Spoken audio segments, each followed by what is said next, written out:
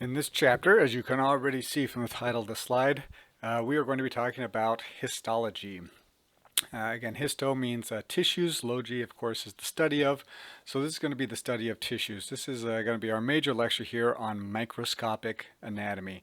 This dovetails very nicely with what we talk about in lab. We're going to go in quite a bit more detail here in lecture than we do in lab, but the two work hand in hand. The first half of this lecture, we're going to talk about things like epithelial tissue, and then connective tissue. That's going to be the bulk of this lecture.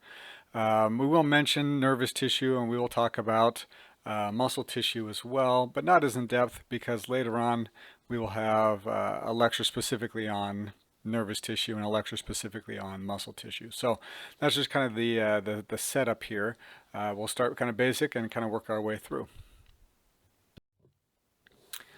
So the term tissue is derived from an old French term, for those of you that are really into old French terms. And apparently this old French term means to weave, which kind of makes sense as you start taking a look at a lot of these pictures. You can see lots of different fibers and kind of forming this weave type of pattern in our tissues, especially when we look at things like our areolar tissue and things like that. You recall from our previous lecture, in the introductory lecture, we talked about the hierarchy of organization. Tissues, the tissue level of organization is going to follow the cellular level of organization. So we defined a tissue as a group of cells that perform a common function or a similar function. Here it's just a little bit more specific. So it's a group of cells of similar structure that performs a common function, but the idea is the same. So we have a group of cells, and those group of cells now form a tissue. The tissues, when we have two or more tissues, those are going to form organs. So tissues are between cells and organs on the hierarchy of organization. Now there are four basic types of tissue in the body, and to me that's just astonishing. You take this whole complex human body and there are only four basic types of tissues. The first type we have is epithelial tissue. Okay, now forever and ever and ever, whenever anyone says epithelial tissue, the first thing that I want you to think about is covers and lines. Okay, so epithelial tissue covers and lines. So when we think of our body, right, what covers the outside of our body would be our skin. And the outermost layer of our skin is an epithelial tissue, our stratified squamous keratinized epithelial tissue, to be more specific. Okay, so lining, for example, the inside of your mouth. Okay, so lining the inside of your mouth, we have stratified squamous non-keratinized epithelial tissue. So everything that's covering and lining is going to be epithelial tissue. Connective tissue. Don't say connects because that doesn't help you. So connective tissue is there as a supportive tissue. Yes, it is going to connect. It's going to help bind certain organs together, like our bones, ligaments, and tendons. Those are all formed from connective tissue. But connective tissue has more functions than just to connect or bind things together. It's a very supportive. Almost all of our epithelial tissue is going to sit on top of a layer of connective tissue. Because the connective tissue is going to help support the epithelial tissue with things like blood vessels and nerves and whatnot. Our third type, basic type of tissue, is going to be our muscle tissue. And when we think of muscles, we should automatically think of movement. Muscle tissue is going to help us move not only the body as a whole and individual parts of the body, but even things like moving food through your digestive system. That is all controlled with muscles, by muscles. Our last basic type of tissue is going to be nervous tissue. And nervous tissue is responsible for coordination and control. Coordination and control. So what tells the muscle tissue to contract? Well, nervous tissue does. Okay? So the nervous tissue is responsible for controlling and coordinating really all the body functions. Okay? And as I mentioned previously, their tissues are the building blocks of organs. Most organs that we'll see in this class and other A&P classes, they have all four types of tissue. When you take a look at the heart, for instance, a very, very thick muscle layer, the myocardium. That's a big pump, so it contracts and it moves blood through the body. We have nervous tissue, helping dictate the heart rate. Okay, like the vagus nerve will go to the heart. We have supportive connective tissue in there as well, and epithelial tissue on the outside as well as the inside. So all these organs are going to have basically all four types of tissues. Now, when we talk about tissues, it's not just the cells. We're going to talk a lot about cells, which are important, but tissues are also comprised of what we call our extracellular matrix. So it's not just the cells, but everything surrounding the cells in that tissue. Now, the extracellular matrix is made up of certain types of proteins and what we call the ground substance. Proteins and ground substance. The ground substance itself contains things that are necessary for function of the cells. So things like water and gases, so that includes oxygen and carbon dioxide. This is also where we find our nutrients. So everything that the cell needs to bring in to function properly is going to be found in the ground substance. Now, on the flip side of that, all of the metabolic wastes from the cell, all the things the cell doesn't need anymore, gets pushed off into the ground substance, where it will eventually get back into the blood system and disposed of through the kidneys or the lungs or things like that. So we also find waste products. So this is kind of the intermediary. Everything the cell needs and then everything it can't use all get dumped into this ground substance.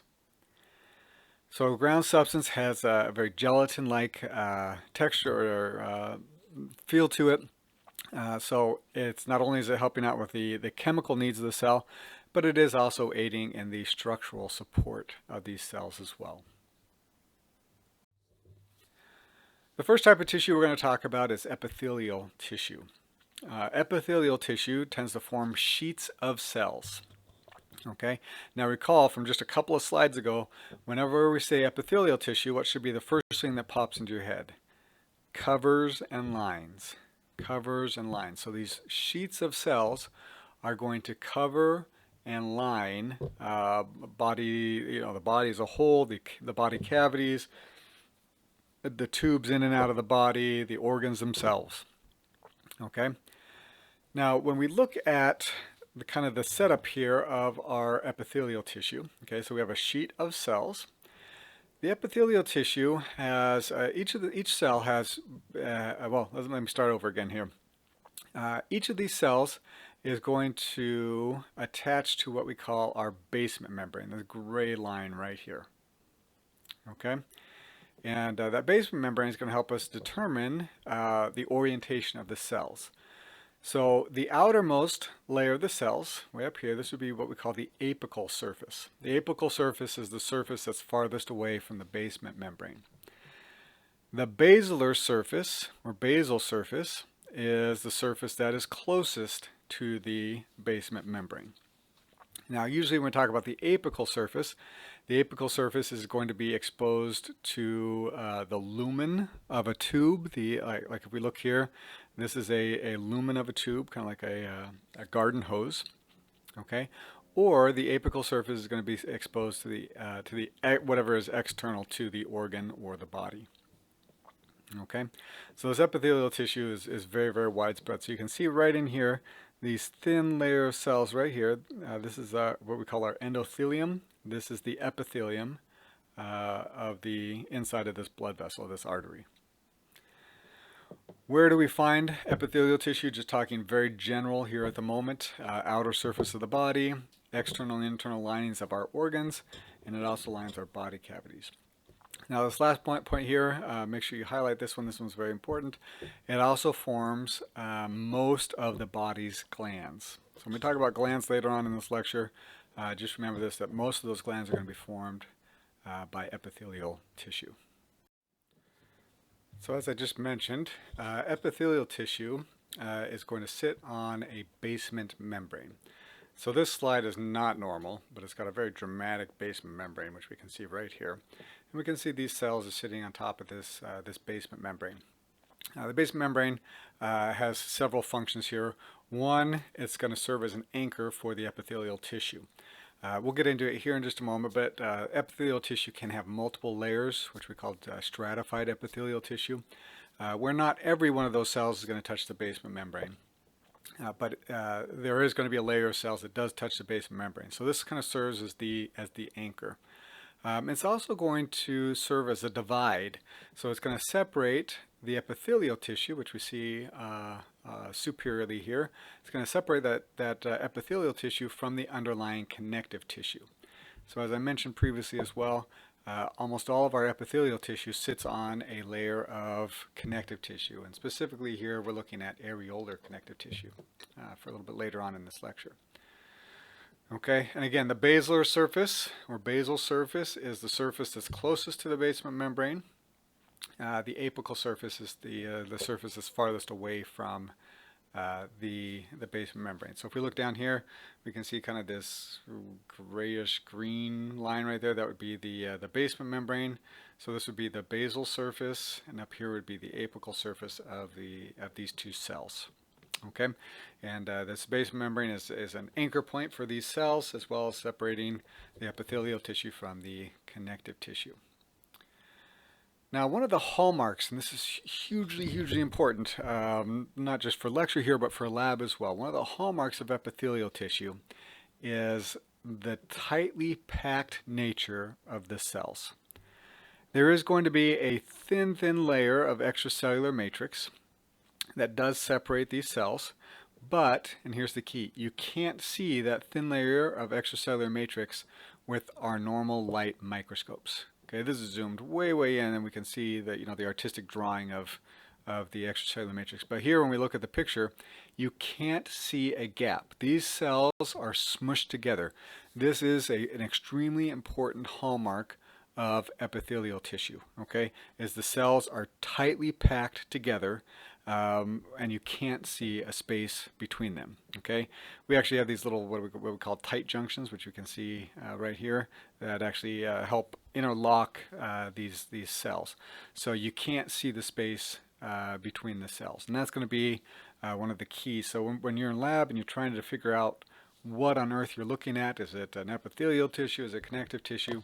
This is the hallmark of epithelial tissue, is these cells are packed tightly together and you can't see any space between them. Is there a space? Yes, but can you see it? No. Before we jump into the different types of epithelial tissue, let's talk about the functions of the epithelial tissue. Lots of great functions, very, very important. So number one, we have protection. Great example would just be our skin. The skin is an absolutely fantastic protective barrier. If we look at when you go take microbiology, your microbiology professor will emphasize this. The world is absolutely swimming with billions upon billions, trillions of these microorganisms, and many of them would like to get in and live inside of you. Not the greatest thing for you. Why can't they get in and cause problems?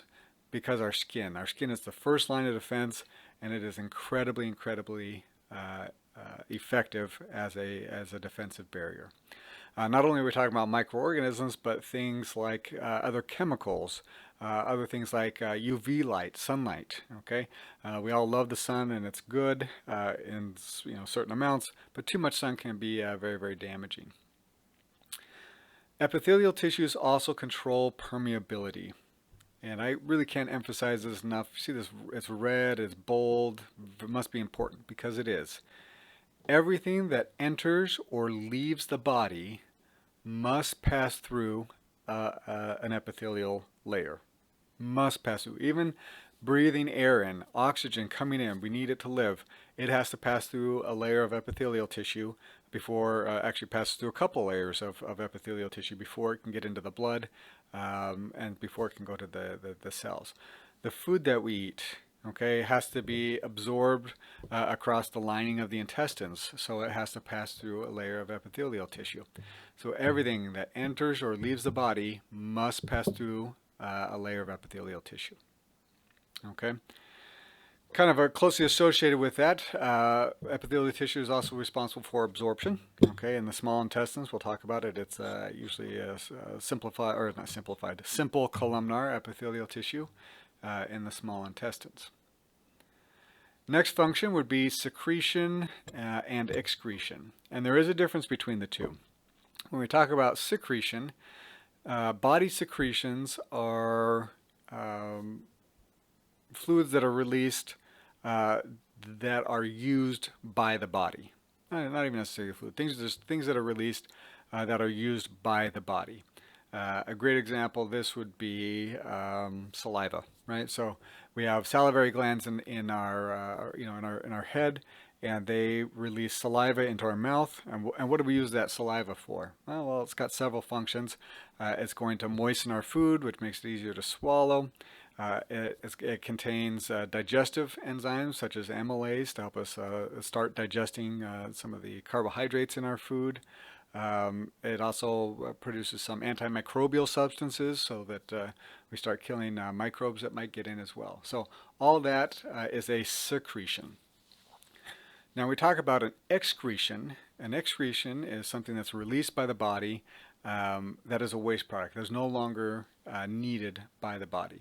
So when we excrete carbon dioxide from the lungs, so cellular metabolism, we produce this carbon dioxide as a waste product. It goes to the lungs, and we breathe out a lot of that carbon dioxide. That is now considered an excretion because it is no longer needed by the body. Okay. Now there are some things that are kind of both secretions and excretions. Sweat, for instance. So sweat is used by the body, right? We have sweat glands. Merocrine sweat glands that are going to produce the sweat, and it produces this, this watery secretion. But also included within in that sweat are some waste products. So in this one hand, you might also consider sweating to be an excretory process as well. Okay. Urination would be another excretion, right? Hopefully you are not using your urine for anything else. Probably not appropriate. So that would be an excretion. Epithelial tissue also functions as filters. Okay, great place to see this to be in the kidneys. We're not going to get into it in this class, but we have Bowman's capsule, or the glomerular capsule, and the glomerulus, which is a ball of blood vessels.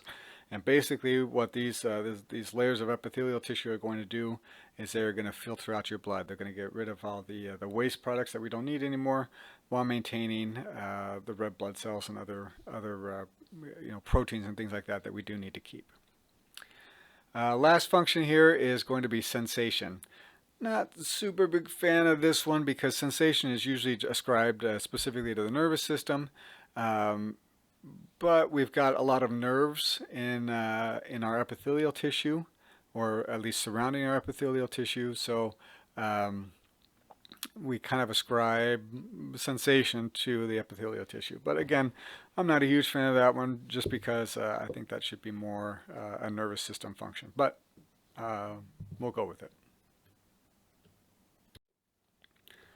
So let's get into how we identify epithelial tissue. This slide here is actually, it seems very simplistic, but it's actually really, really important when we start talking about this epithelial tissue, because it is highly organized tissue. I remember as a student being absolutely just completely lost when it came to this. What is stratified, what is simple, I just completely missed the boat. But it's actually really, really simple. So I'm going to repeat this over and over and over again in class. We talk about the two questions that I want you to answer whenever we look at epithelial tissue. So remember, how do we know we're looking at epithelial tissue? Tightly packed cells. We see a basement membrane. They're usually on the surface of something. Okay? But whenever we identify epithelial tissue, we ask ourselves two questions. The first question is, how many layers of cells do I see? Okay, now this might seem straightforward, but we're going to talk about it anyway. So one of the first things I always try to find is I try to find that basement membrane. And I'm going to draw it in right here. So let's say we draw in our basement membrane. oh, that's not bad, almost a straight line. There's my basement membrane.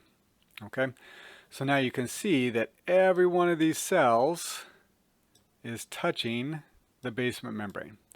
If all the cells are touching the basement membrane, that means we only have one layer of cells. Okay, and if we only have one layer of cells, then we have a simple epithelial tissue. Okay, so find the basement membrane. All the cells are touching the basement membrane. That means we have one layer of cells, and that means we have a simple epithelial tissue. Okay, now if we come down here, here's my basement membrane again. Okay, and now you notice that these cells out here are not touching the basement membrane.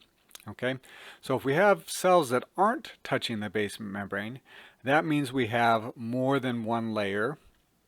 Okay, it could be 2, could be 4, could be 20, it doesn't matter. Okay, so if we have more than one layer of cells, this is now considered to be stratified. Okay, simple, one layer of cells, all the cells touching the basement membrane. Stratified, more than one layer, where only the deepest layer, the most basal layer, is touching the basement membrane. Okay. Now, once we've answered that question, we go on to our second question. So that's the first question: how many layers do we see? Now, the second question is we need to identify the shape of the cells that we see. Okay. And there are 3 basic shapes that we have here, and I'm going to attempt to draw these on here. Okay, so our first one is kind of shaped like a fried egg. Okay, no real shape. It's got a flat, dense nucleus. Okay, and this would be a squamous cell. A squamous cell. Okay, so if you look up here, these kind of look like fried eggs. Okay, very flat. You can see really dense nucleus. So that'd be squamous. Okay, so all we do here is we combine the 2 questions. Right up here, here's my basement membrane. All the cells are touching the basement membrane, so I know it's simple. And I look at the cell shape, and I can see the fried egg shape, so I know it's squamous. So when I put them together, we now have simple squamous epithelial tissue. Okay, down here would be my basement membrane. Okay, so I notice we have lots of layers of cells. These outermost layers are definitely not touching that basement membrane, so I know it's stratified. Now, the only trick with stratified epithelial tissue is you want to go to the most apical layer of cells to identify the cell shape. Okay, because you notice if you look at the deepest layer, the most basal layer, these all kind of look like cuboidal, which we'll talk about here in a second. Okay, but the farther out we go, now they flatten out, they form more of that fried egg shape. So we always want to look at the most apical layer of cells that we can see, and we can see these are going to be squamous. So we have more than one layer, stratified. Cell shape is squamous, so we have stratified squamous epithelial tissue. Really not too bad. Our next cell shape that we can have is cuboidal. Okay, now this little suffix there, oid, means like or similar to. Okay, so you'll never guess what shape these cells are. You guessed it. Okay, they are cube-shaped. Cube-shaped. Okay, so they have kind of square shape to them. They also have really, really big, I call them round, puffy nuclei. Okay, nice big round nuclei, which we can see there. Okay, not that I drew it very well, but you get the idea. Okay, so this would be a cuboidal cell. Okay, roughly square shaped with a nice big round nucleus. Now our last cell shape is going to be columnar, or like a column. Okay, so they tend to be tall and skinny, kind of like a column. And kind of like how our nucleus is with a cuboidal is kind of filling this shape, the same with our columnar. So our nucleus is going to be kind of tall and more oval shaped. Okay, so the nucleus is an important thing to look at because it will kind of help you as we start looking at these different epithelial tissues. Okay, so first question: how many layers do we see? One layer, it's simple. More than one layer, stratified. Second question, what is the cell shape? Fried egg, squamous, squared or round, cuboidal, tall and rectangular, columnar.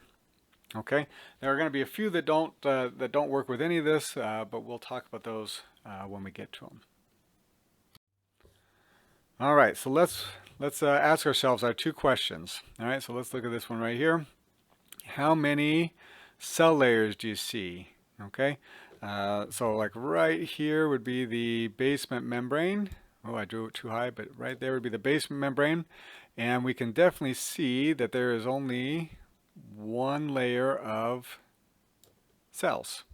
Okay, right? We can see just one layer of cells. All these cells right here are touching the basement membrane. Okay, so we know it's simple. So that's answering our first question. Now, second question, what's the cell shape? How would you describe that shape there? Sometimes this is a process of elimination. Does it look cuboidal? Does it look like a square? No, not really. Does it look columnar? No, definitely not. Does it look like a fried egg? Yeah, I could see that. Okay, so we're going to say that this is going to be simple squamous epithelial tissue. Okay, so single layer of cells. Cells are, and the nucleus flat and thin, look like a fried egg. So I'm going to discuss the functions first, and then it kind of makes sense here where we're going to find this type of tissue. So first function here, rapid diffusion across the membrane or transport across the membrane. Okay, so anywhere where we need substances to rapidly move across the membrane, we're going to find simple squamous epithelial tissue. Because remember, we talked about the functions. Anything entering or exiting the body has to pass through a layer of epithelial tissue. So if we want that to happen really quick, we're going to have simple squamous because there's only one layer, one thin layer of cells, and stuff will be able to pass through that rather quickly. Okay. Now the other function here is it also secretes serous fluid, which is a fluid that is very slippery, acts as a lubricant.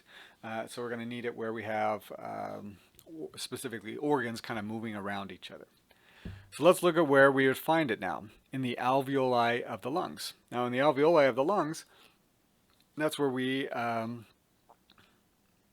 exchange gases. And I don't know about you, but I really want that to happen rather rapidly. Okay, and so that's what we're actually seeing in this top picture here. This is so for example, we might see a red blood cell traveling down just like this. Okay, and so here we'd be able to get a rapid transfusion of oxygen onto the red blood cell, and then carbon dioxide, oh, that was supposed to be a 2, carbon dioxide coming off. Okay, so it can all happen rather rapidly.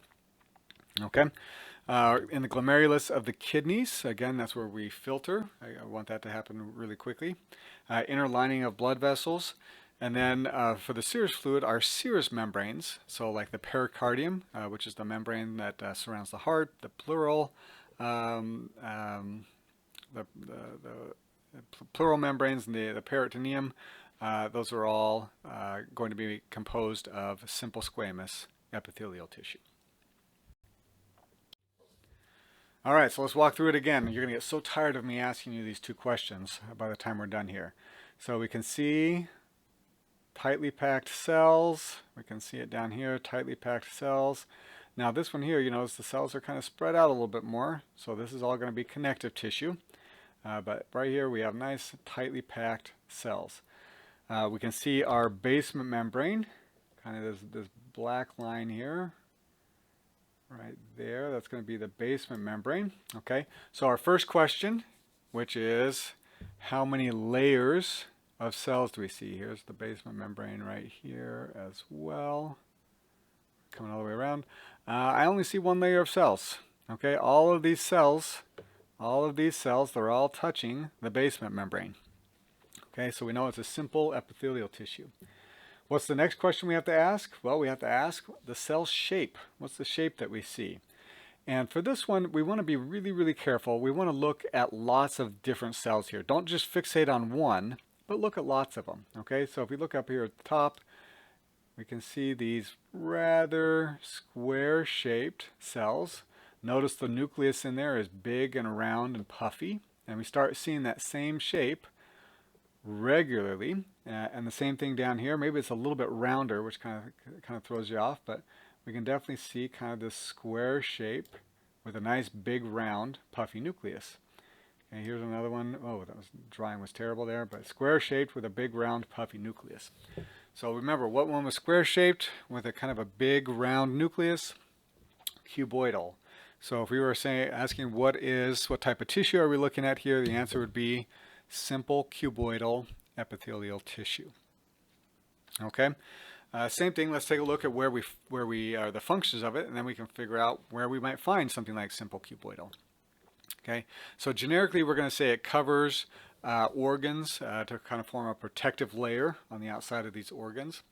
They are also really important for secretion and absorption. Okay, so let's come back up and look where we find them. So they cover things like the ovaries and the thyroid gland. Again, kind of helps protect them. Kidney tubules. So we're gonna absorb and secrete through the kidney tubules. And then this one here is the kind of the big one I want you to know. Whenever we think of cuboidal, both simple cuboidal and stratified cuboidal, one of your first thoughts should be glands. So most of our glands are going to be composed of cuboidal epithelial tissue, either simple or stratified. Here, salivary glands, the mammary glands, those are all going to be composed of simple cuboidal epithelial tissue. All right, let's do it.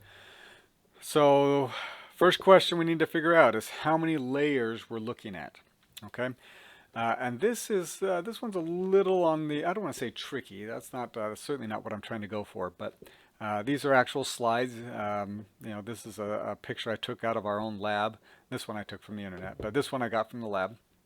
Okay, so you will see similar pictures when you go into the lab and when you take your lab exam. So let's start with the one here on the top. So everyone kind of starts to notice that maybe the nuclei aren't lined up very well. And so they go, we must have multiple layers of cells. But don't get ahead of yourself. So let's look at this, because remember, what's the first thing that we want to find? We want to find that basement membrane. Here is my basement membrane. Okay, and now when we start looking, all of these cells are touching the basement membrane. Okay. And because all these cells are touching the basement membrane, we now know that we are looking at a simple epithelial tissue. Okay? So now our next question would be, what is the cell shape? Okay, and now we start seeing these cells as being really tall and skinny and rectangular in shape. And so of course that leads us to believe that these are columnar. So we have simple columnar epithelial tissue. Simple columnar. Now this one down here is a little bit more difficult, but the same thing we want to try to do is, here's our basement membrane. Right there, okay? And again, you start noticing all of these cells are touching the basement membrane. Okay, and now this one I actually kind of like, because you also notice how all these nuclei tend to line up pretty decently, which also is another big hint that we might be looking at just a single layer of cells. And then we look at the cell shape, and we have these nice, tall, skinny, rectangular shaped cells. And even look at the nucleus there. You notice how, now my mark is in the way, but you notice how the nucleus is more oval shaped. Okay, so that's all that's going to help us figure out that we're looking at simple columnar. Now, big hint, especially when we get in the lab, whenever we talk about columnar epithelial tissue, okay, anytime you write down columnar epithelial tissue, you will also need to tell me, is it ciliated or non-ciliated? Okay, is it ciliated or is it non-ciliated? Cilia are going to be these tiny hair-like appendages on the ends of the cell, on the apical surface of the cell. Okay, and so you look here, and it almost you can see how these hair-like structures right on top. Okay, that is all cilia. So the bottom picture would be, if I wanted to be 100% correct on the lab exam, would be simple columnar ciliated epithelial tissue. Now I don't care where you put that ciliated. It could be ciliated simple columnar epithelial tissue, which I think sounds a little bit better, just as long as it's in the answer somewhere. Okay, now we come back to the picture on top. You notice we don't have those hair-like structures. So the top picture would be non-ciliated simple columnar epithelial tissue. Non-ciliated. Okay. The functions of simple columnar, we have absorption. Some of them are going to help secrete mucus. We'll see goblet cells in a little bit, and I'll kind of highlight those. If they have cilia on them, there's also going to be some type of movement involved.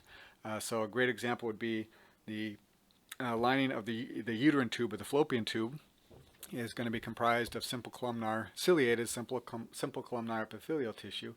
And the rhythmic beating of the cilia actually helps move the egg along the uterine tube. Okay?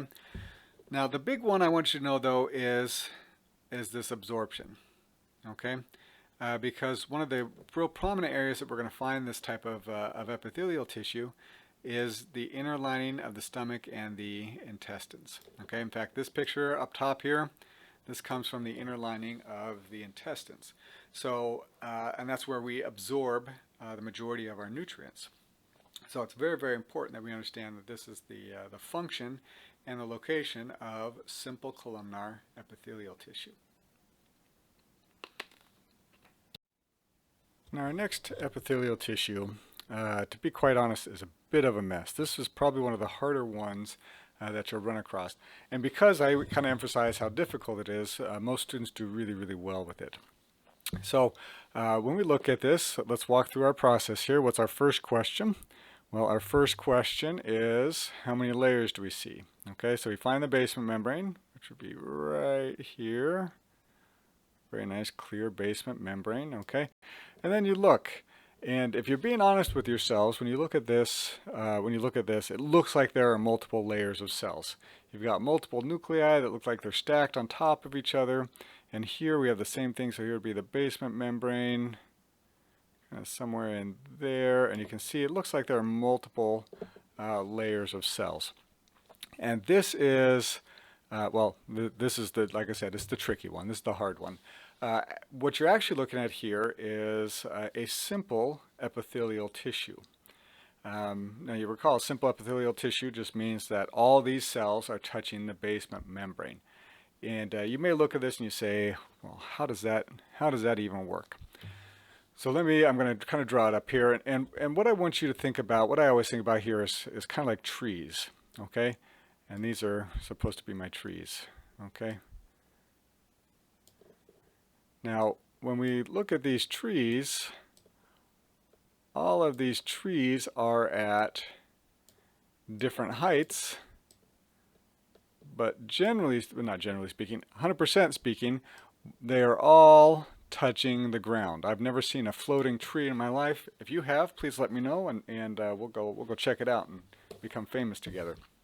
Okay, but all of these trees they're all touching the ground. All of these cells here are touching the basement membrane, but they have different heights to them, if you will. Okay, so what it looks like is here's my basement membrane, okay, and this first cell may be really fat on the bottom and then skinny on top. Okay, and if you were a nucleus, where would you be in this cell? You'd be down here in the fat area.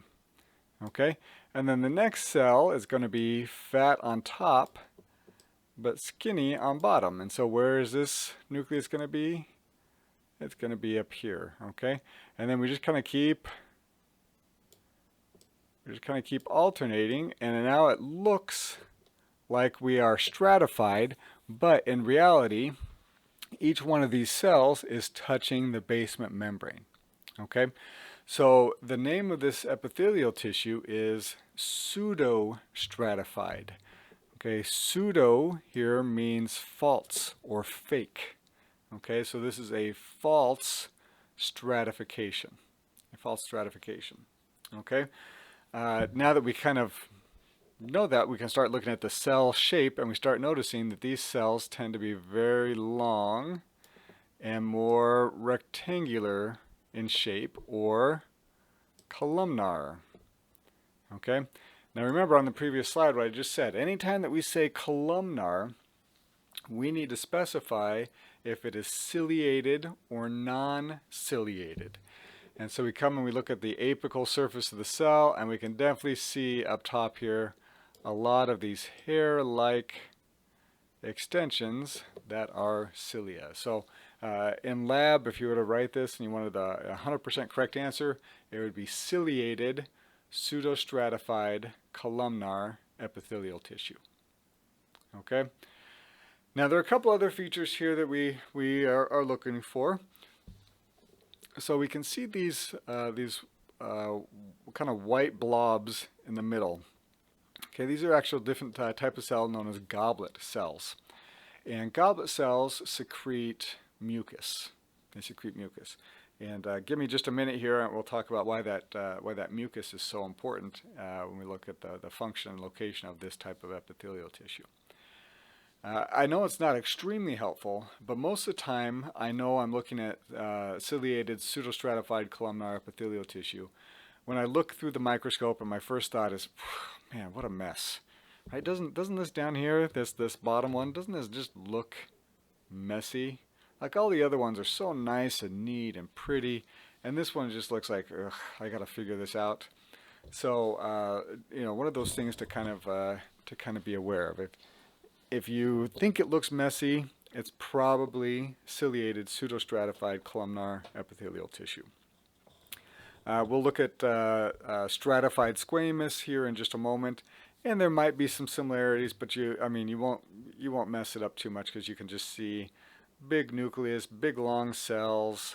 It'll be pretty obvious.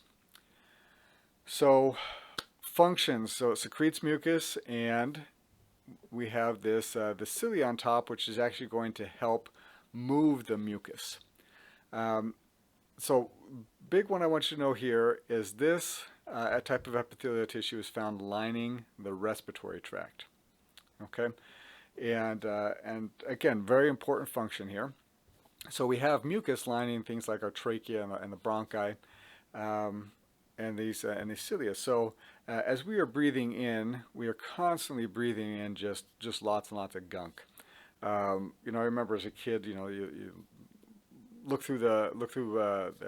or you're looking at the window from the side, and you can see the sunlight coming in, and you see all that stuff floating in there. And I remember as a kid just kind of going, man, I'm sure glad I'm not standing over there. That's a lot of stuff in the air. I don't want to be breathing that in. Obviously, I wasn't the brightest of children, because all that stuff is everywhere. In fact, 70% of that dust in your home is actually skin cells that have been sloughed off, and are just kind of floating around. It's quite gross. We have dust, we have pollen, we have dander, pet dander. All that type of stuff is just kind of floating around, and we breathe all of that in. And I don't know about you, but I really don't want that in my lungs. And so what happens is we breathe that in, all that gunk and stuff, or at least the majority of it, gets stuck on that mucus, or stuck in the mucus.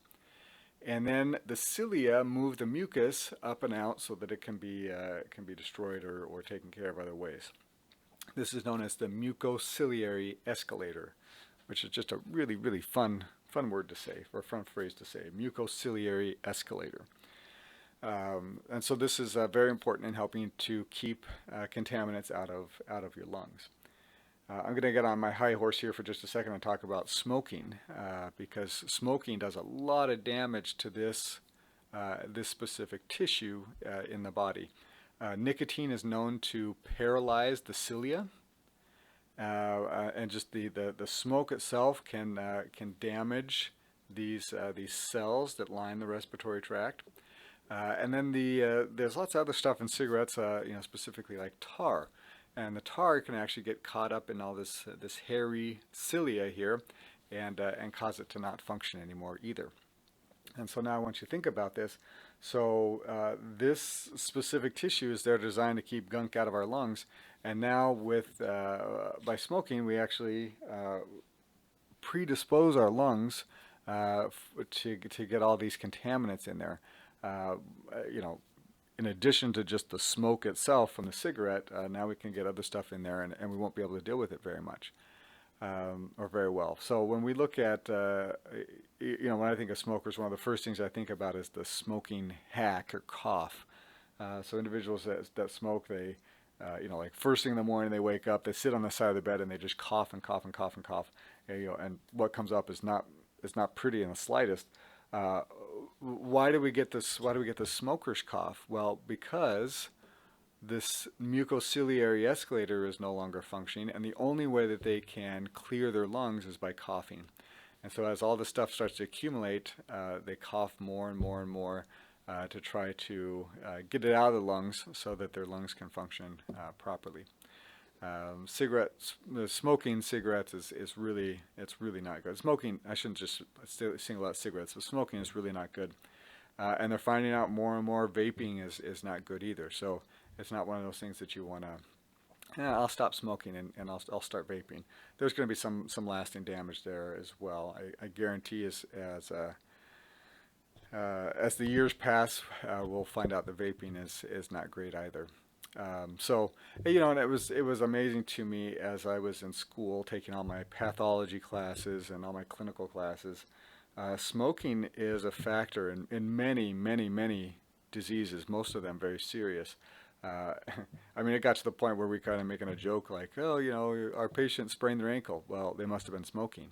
It's just smoking is a risk factor, or it increases the risk factor for almost all diseases in the body. So I do encourage you, if you are smoking, you should seriously consider stopping. The sooner you stop, the better everything will be health-wise.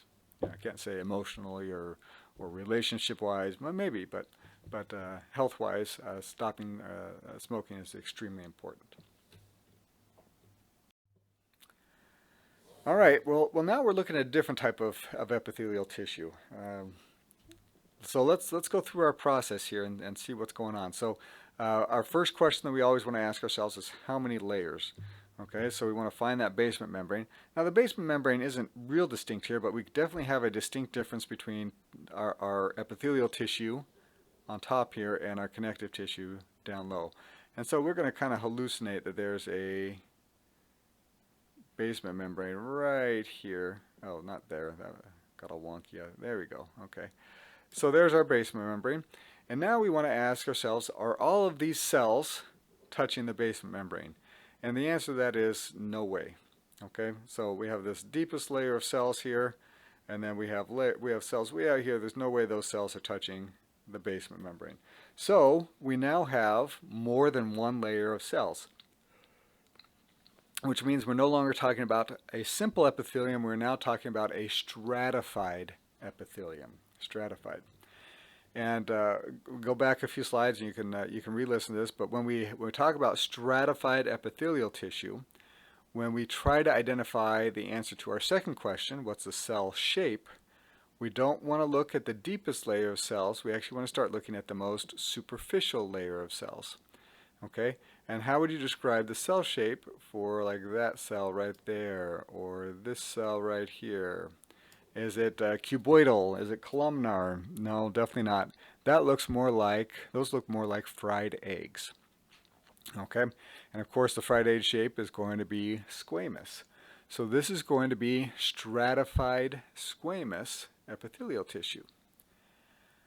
Now you don't need to do this for lab, but for lecture I do want you to differentiate. There are two different types of stratified squamous epithelial tissue. What we're looking at here is you can see we have our last layer of cells, and then we have this thick layer of stuff on top where we don't see any cells. Okay, it almost looks like dense regular connective tissue, which we'll talk about, but ignore that. Okay, so we have stratified squamous, and then we have this thick layer. This is a thick layer of dead cells known as the keratinized layer. Okay. We'll get into more of this more in depth later on. We talk about our skin in particular, but these cells in here are known as keratinocytes because they produce this protein called keratin. And when the cells die, The keratin is left along with all the cellular debris, and we get this really thick keratin layer right here. Okay, so 100% correct answer for this would be stratified squamous keratinized epithelial tissue. Okay, the only place that we find this tissue is the epidermis, or the outermost layer of the skin. And now we can kind of see the functions of our tissue, the functions of our skin are very closely tied into this specific type of epithelial tissue. So one, it helps resist abrasion. All of this keratinized layer on top here is designed to be sloughed off. Okay, so when you put your clothes on and your skin rubs up against your clothes, some of this keratinized layer comes off. Whenever you sit on the couch or your car seat or something like that, and your arms are brushing up against the material, all of this stuff is being sloughed off. It helps resist that abrasion. So you can even take your fingernail and just kind of scratch. And you don't actually draw blood or anything like that. You're not actually destroying the cells. All you're doing is you're just taking off that outer layer of keratin. Okay, so very important, helps us resist abrasion. It also helps prevent water loss. This keratin, this protein that is in this keratinized layer, is waterproof. It works both ways. So it helps prevent water from leaking in, and it also helps prevent water from leaking out. I mean, it would be pretty miserable if you went and got in the bathtub and all that water just came rushing in and you blew up like a balloon. That'd be terrible. You wouldn't be able to get out and you'd be waterlogged. Okay? And the final big function here is it helps inhibit bacterial invasion. If you're a little bacteria, a little microbe sitting on the surface of the skin, and you're trying to get in, find a good home, look at all that thick layer of keratin you've got to get through, and then once you get through that, then you've got to get through this gigantic layer of cells. Okay, I don't know how many layers we have there, 20 layers or so, before you can get into the relative safety of the connective tissue underneath.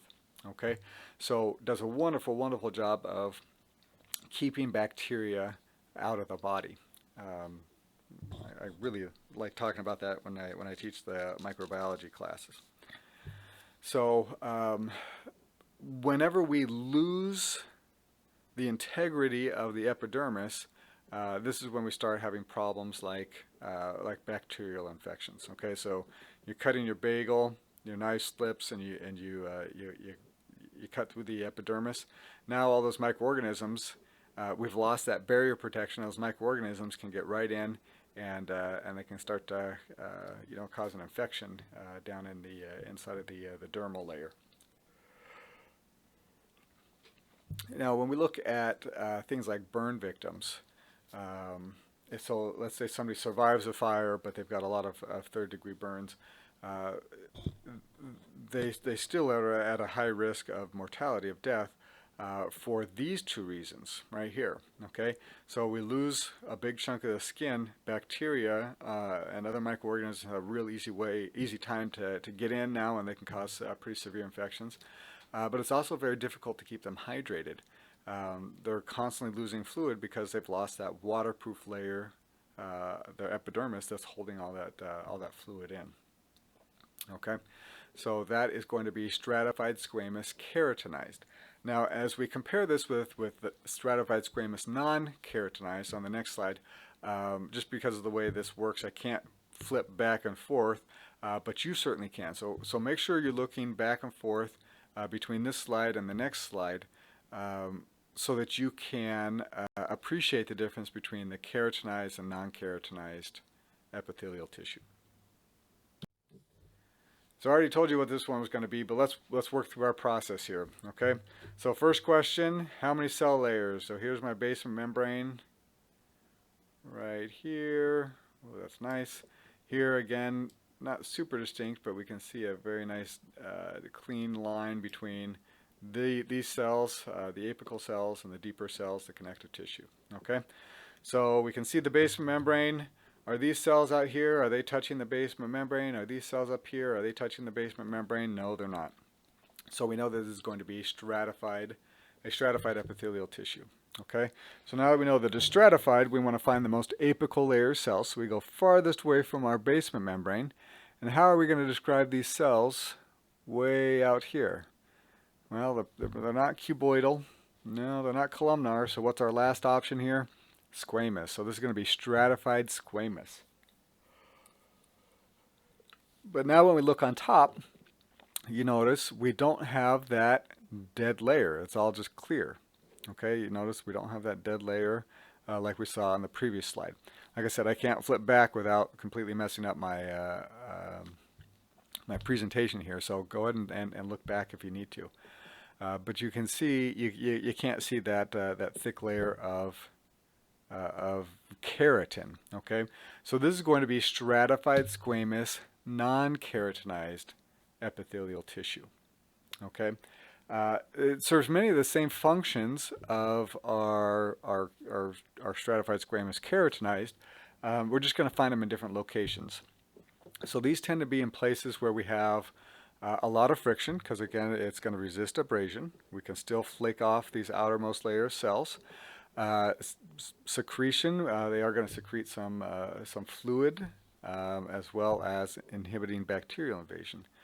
But the big one is resisting abrasion. So we tend to find this epithelial type in areas of the body where we have lots of abrasion and we need lots of moisture.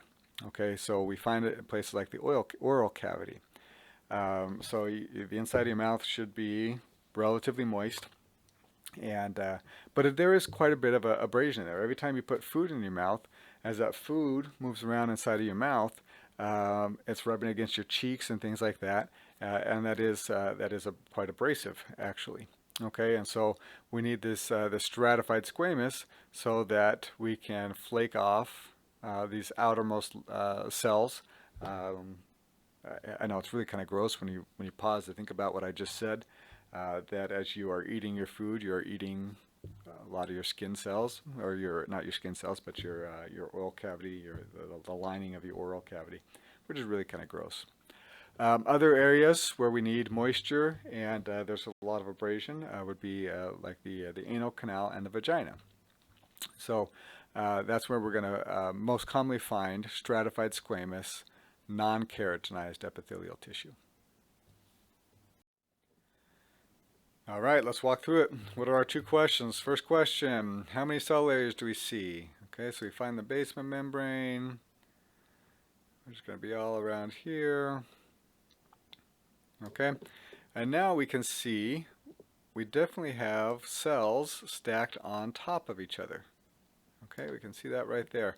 And so I know this is not the clearest picture. This is a kind of a rare epithelial tissue. We're not going to see this nearly as commonly as we see most of the other ones here.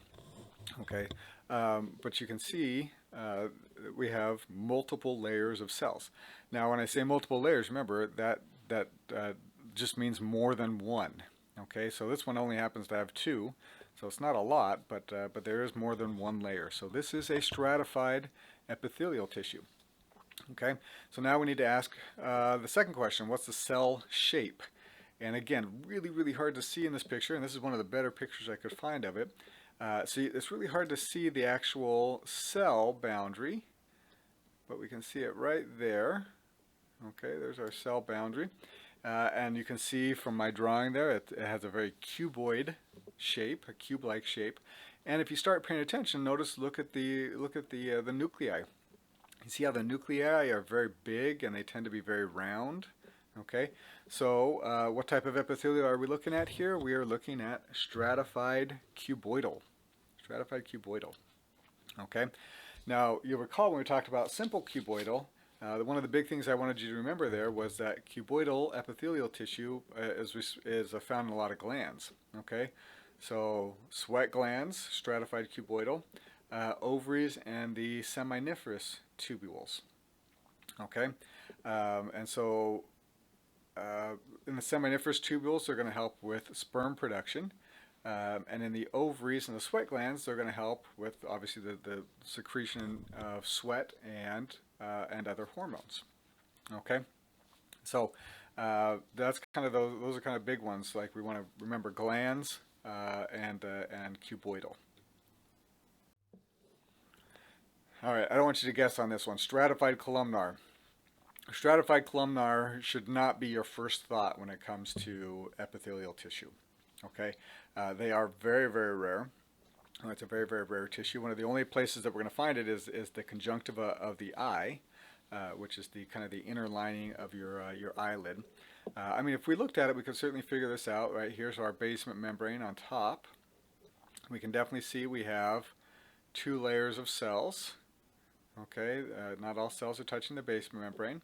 And you can see that these cells tend to be very long and skinny, so they are columnar.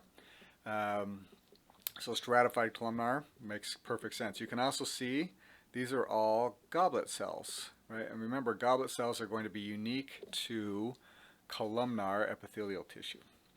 Okay, but again, this is very rare. It always amazes me, no matter how many times I repeat it in class. This should not be, like in lab, it should never be an answer. If you write stratified columnar, you are just guaranteeing that you're going to get a wrong answer. Okay, and if I asked you this on the lecture exam, it's going to be something like, which of the following is the most rare type of epithelial tissue? Okay, or like conjunctiva, that maybe that's an important point to know there as well. But very, very rare. We don't need to know a lot about it. Now, the last type of epithelial tissue that we want to talk about here is transitional epithelium, or transitional epithelial tissue. So this one's it's a little funky. If we walk through our process, right, here's our basement membrane, so we need to figure out how many layers. So we have multiple layers of cells, okay, and then we go and we say, all right, well, what's the second question? The second question, of course, is find out what is the cell shape. And we come out here and we run into a problem. Okay, we come to the most apical layer because this doesn't look like anything else that we've been looking at, and that's usually my big hint that I'm looking at transitional epithelium is that when it's not cuboidal, it's not columnar, and that's not a fried egg, so it's not squamous. So my only answer I have left is transitional epithelial tissue. Transitional epithelial tissue is going to be found in our urinary tract, and it's designed to stretch. Okay, so it's found in our bladder, which our bladder can stretch quite a ways. Okay, and so what happens is it kind of flattens out, and this most apical layer of cells actually stretches a little bit. And so it's as things fill with urine and stretch out, that's why we need this transitional epithelium. But it's just got a funky look to it, kind of very similar. If you're kind of keeping track here, we have for stratified and for simple, we have three normals. So we have squamous, cuboidal, and columnar, right? Those are all normal. Simple squamous, simple columnar, simple cuboidal, stratified squamous, stratified columnar, stratified cuboidal. Those are all normal. And then for each of these groups, simple and stratified, we have an abnormal. For the simple group, we had pseudostratified columnar, which it's still a simple epithelium. It just doesn't look normal. And for the stratified, we have transitional. Okay, so three normals and then an odd. And so transitional is going to be the odd one for our stratified epithelial tissue. All right, take a second here and see if you can figure out what we're looking at here. So if you haven't already, pause this and kind of work your way through it. So let's start with the one on the left. We have our first question that we want to ask ourselves is, how many layers? Here's our basement membrane down here. So we have lots of layers, right? These cells out here are not touching the basement membrane, okay? So this is going to be a stratified epithelial tissue.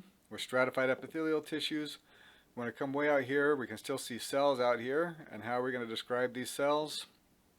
These are going to be fried egg cells or cells. So this is going to be stratified squamous. Now we don't see that layer of dead tissue on top, so it's going to be stratified squamous, non-keratinized. Okay, how about this one over here on the right?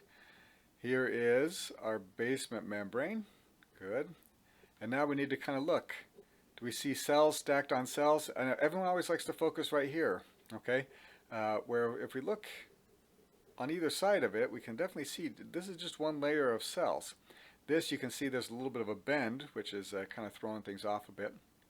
But this is definitely just one layer of cells. I mean, really, what are the chances of it going simple, simple, simple, stratified, stratified, stratified, simple?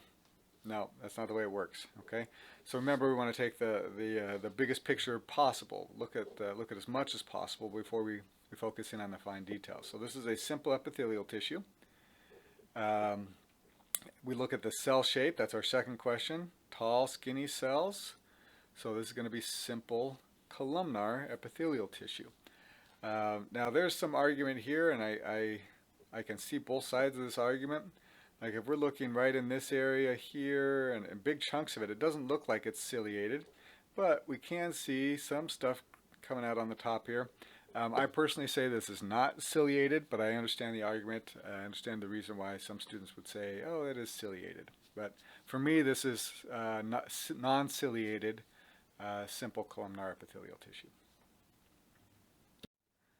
Before we move on to connective tissue, we do want to take a minute here and talk about glands.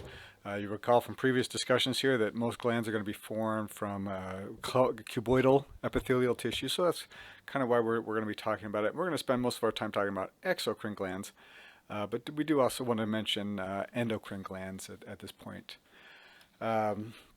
So what is a gland? It's just a group of epithelial cells that produce some type of secretion. Okay, and let's just remind ourselves the difference between secretion and excretion. So a secretion is when the gland produces a substance that is being used by the body. Okay, so we can talk very general, amylase in the saliva. That would be a substance that we're going to use. So salivary glands are secretions. They produce secretions. The pancreas secreting insulin and glucagon. The hypothalamus and the pituitary gland secreting oxytocin. All those types of things. Okay, and let's compare it now to an excretion, which is when the substance is removed completely from the body. And it's not really being used for anything else. Again, I gave several examples previously, but the example I mentioned here is urine.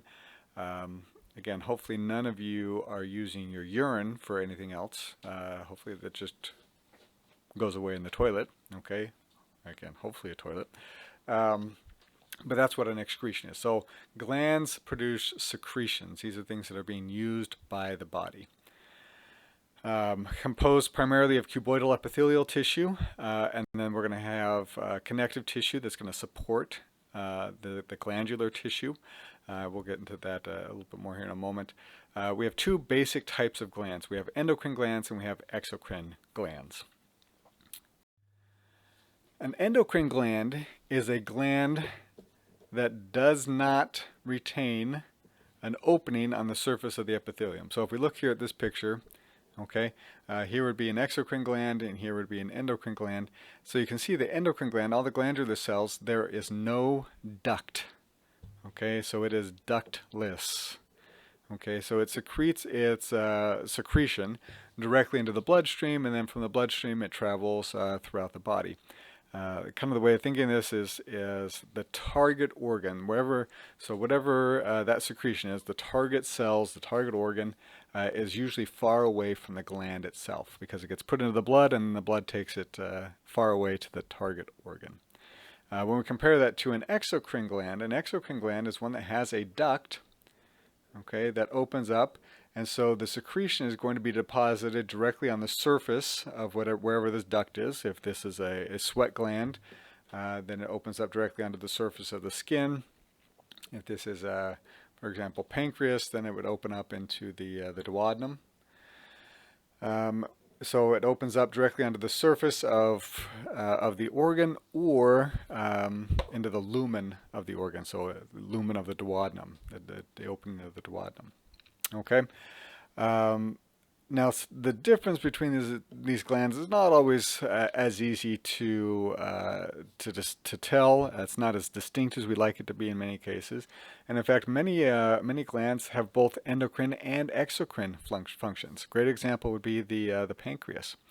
I mentioned how the pancreas has exocrine functions. It produces glucagon. It produces sorry, not glucagon insulin. It produces pancreatic amylase and pancreatic lipase, which get deposited directly into the duodenum and help with the digestive process. But it does also produce insulin and glucagon, which are hormones, so they're put into the blood and go travel throughout the body and have many target organs all over the body.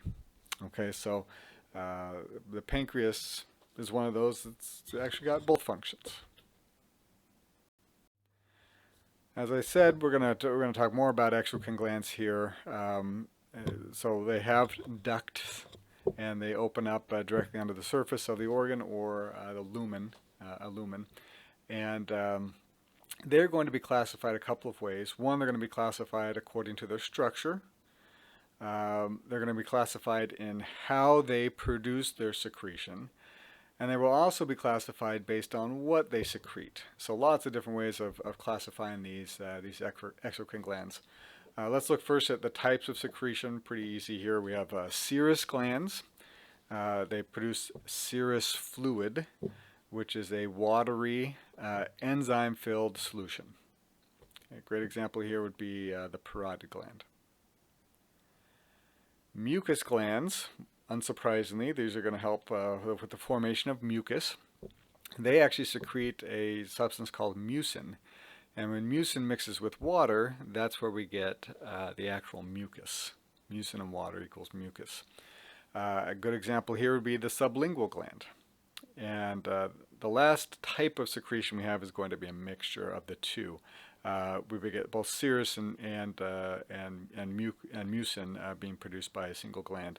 A good example there would be a submandibular gland. And I always find this really interesting because all three of these open up into your mouth. So these are glands that help with salivation and digestion of food. And they're all just a little different from each other. Let's look at these glands now based on structure. I'm not going to really get into all the, like I'm not going to ask you, give me an example of a compound tubular, no, okay? Let's just look at the basics and just get an understanding of basically what's happening here. So this first word here, simple versus compound. A simple exocrine gland has one undivided duct. So I want you to kind of keep track of these purple cells that are forming the tube. That is the duct. And you notice on all of these simple glands, there is one undivided duct. Now when we have a compound gland, we have more than one duct. So here we have one duct, another duct going this way, another duct coming down, another one coming here. So a compound gland has multiple ducts. Then we'd look at just the basic shape. A tubular gland, well, unsurprisingly, forms a tube-like shape. Okay, and again, I don't care about a simple coiled or simple branched tubular, no, okay? Simple has one duct, unbranched duct, and is in the gland is tube-shaped, okay? As opposed to an acinar gland or alveolar gland, okay, that has this acinus, which means a sac. Okay, so instead of having that nice tube shape, we now have a little sac or pouch at the bottom that comprises our glandular tissue. Okay, so you can see it's kind of the same. Here's a tubular gland, so this would be compound tubular, and here would be a compound acinar or alveolar gland. Okay, again, I'm not going to get compound tubulo-alveolar. No, we're not going to get that in detail. I want you to understand what simple means, and I want you to understand the two shapes. simple and compound mean, and the two shapes, tubular and alveolar. The last way I want you to understand how we categorize exocrine glands is going to be how they secrete their substances, and this is probably one of the more important ones to me. I think this is a little bit more interesting and a little bit more pertinent to what we talk about here. Okay, so there are three ways of how these exocrine glands secrete their substance. We have merocrine glands, apocrine glands, and holocrine glands. Merocrine glands are going to use exocytosis. Now I know we haven't talked about exocytosis yet, but what this is we use vesicles, or little bubbles if you will, full of our secretion, and these little bubbles go to the surface of the gland and they open up and they release their secretion. Okay, so these tend to be very thin and watery types of secretions. Because all we have is the secretion itself. There's nothing from the cell that gets released, nothing from the cell structure that gets released. We just kind of release the secretion itself. This is going to be the most common type of exocrine gland. Now, when we look at apocrine glands, it's not just a secretion anymore. We actually release, along with the secretion, release part of the cell. So part of the plasma membrane and the cytoplasm get released as part of the secretion. So these are going to be still pretty thin secretions, but they are thicker than our merocrine glands. Okay, so a good example here would be milk fat. So milk is a little bit thicker than like sweat, for instance, and that would be an example of an apocrine secretion. Now the last type of secretion we have are going to be from our holocrine glands. And what happens is the cells themselves, they start to accumulate all this secretion that we actually are looking for, but they can't physically get rid of it, so the cell itself breaks down and becomes part of the secretion. And so these glands tend to produce a secretion that is very, very thick and oily. A couple of examples. So here on the slide you can see I give an example of a sebaceous gland. A sebaceous gland is what secretes your body oil that makes your hair and your skin and everything soft and pliable but greasy. Another good example would be a ceruminous gland. A ceruminous gland is going to produce cerumen, also known as earwax. So when you think of holocrine glands, think of that earwax, that thick, oily secretion from these glands. Let's just go through this again. These are just pictures of the different types of secretion. So we start up here with our merocrine secretion. So all the little purple dots there, those are the secretory vesicles. So those are full of the secretion.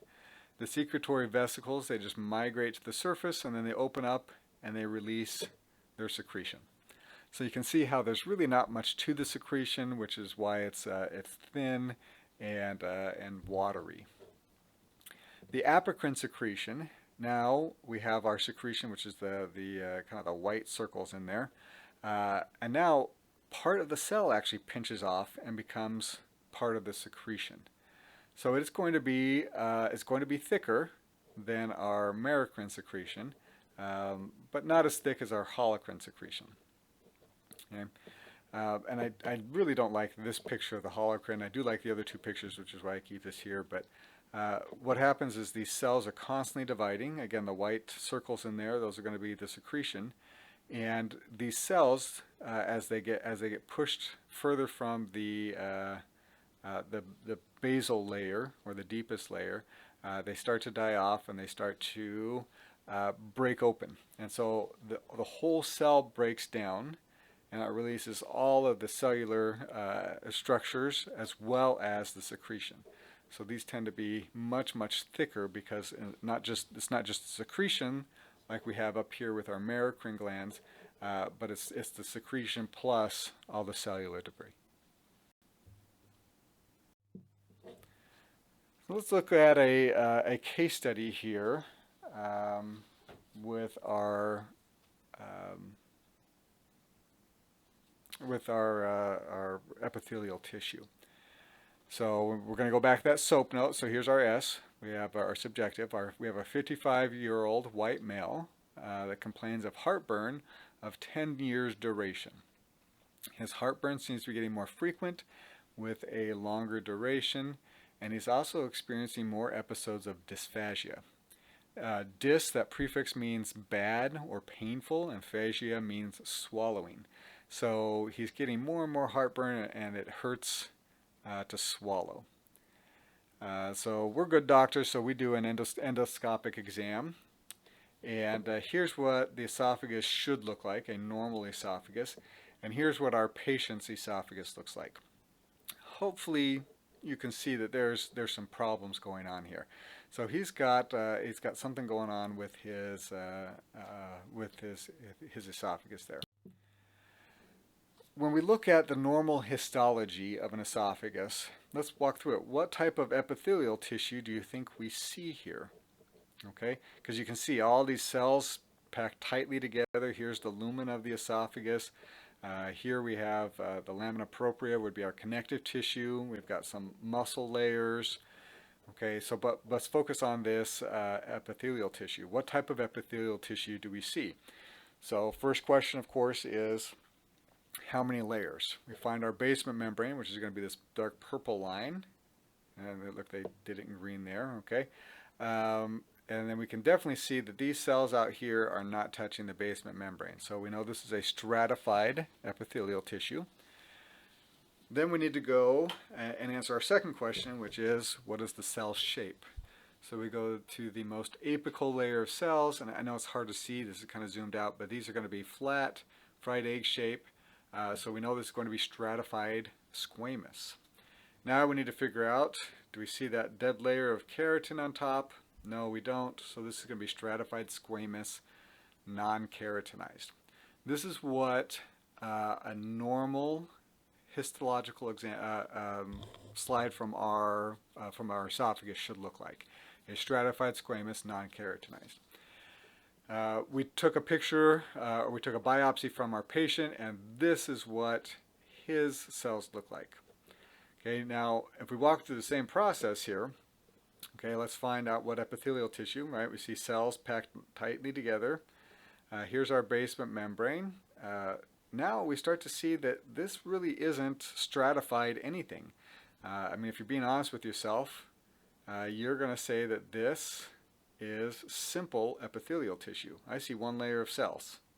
Okay, and when we look at the shape of those cells, they're now long and skinny, so this is actually simple columnar epithelial tissue.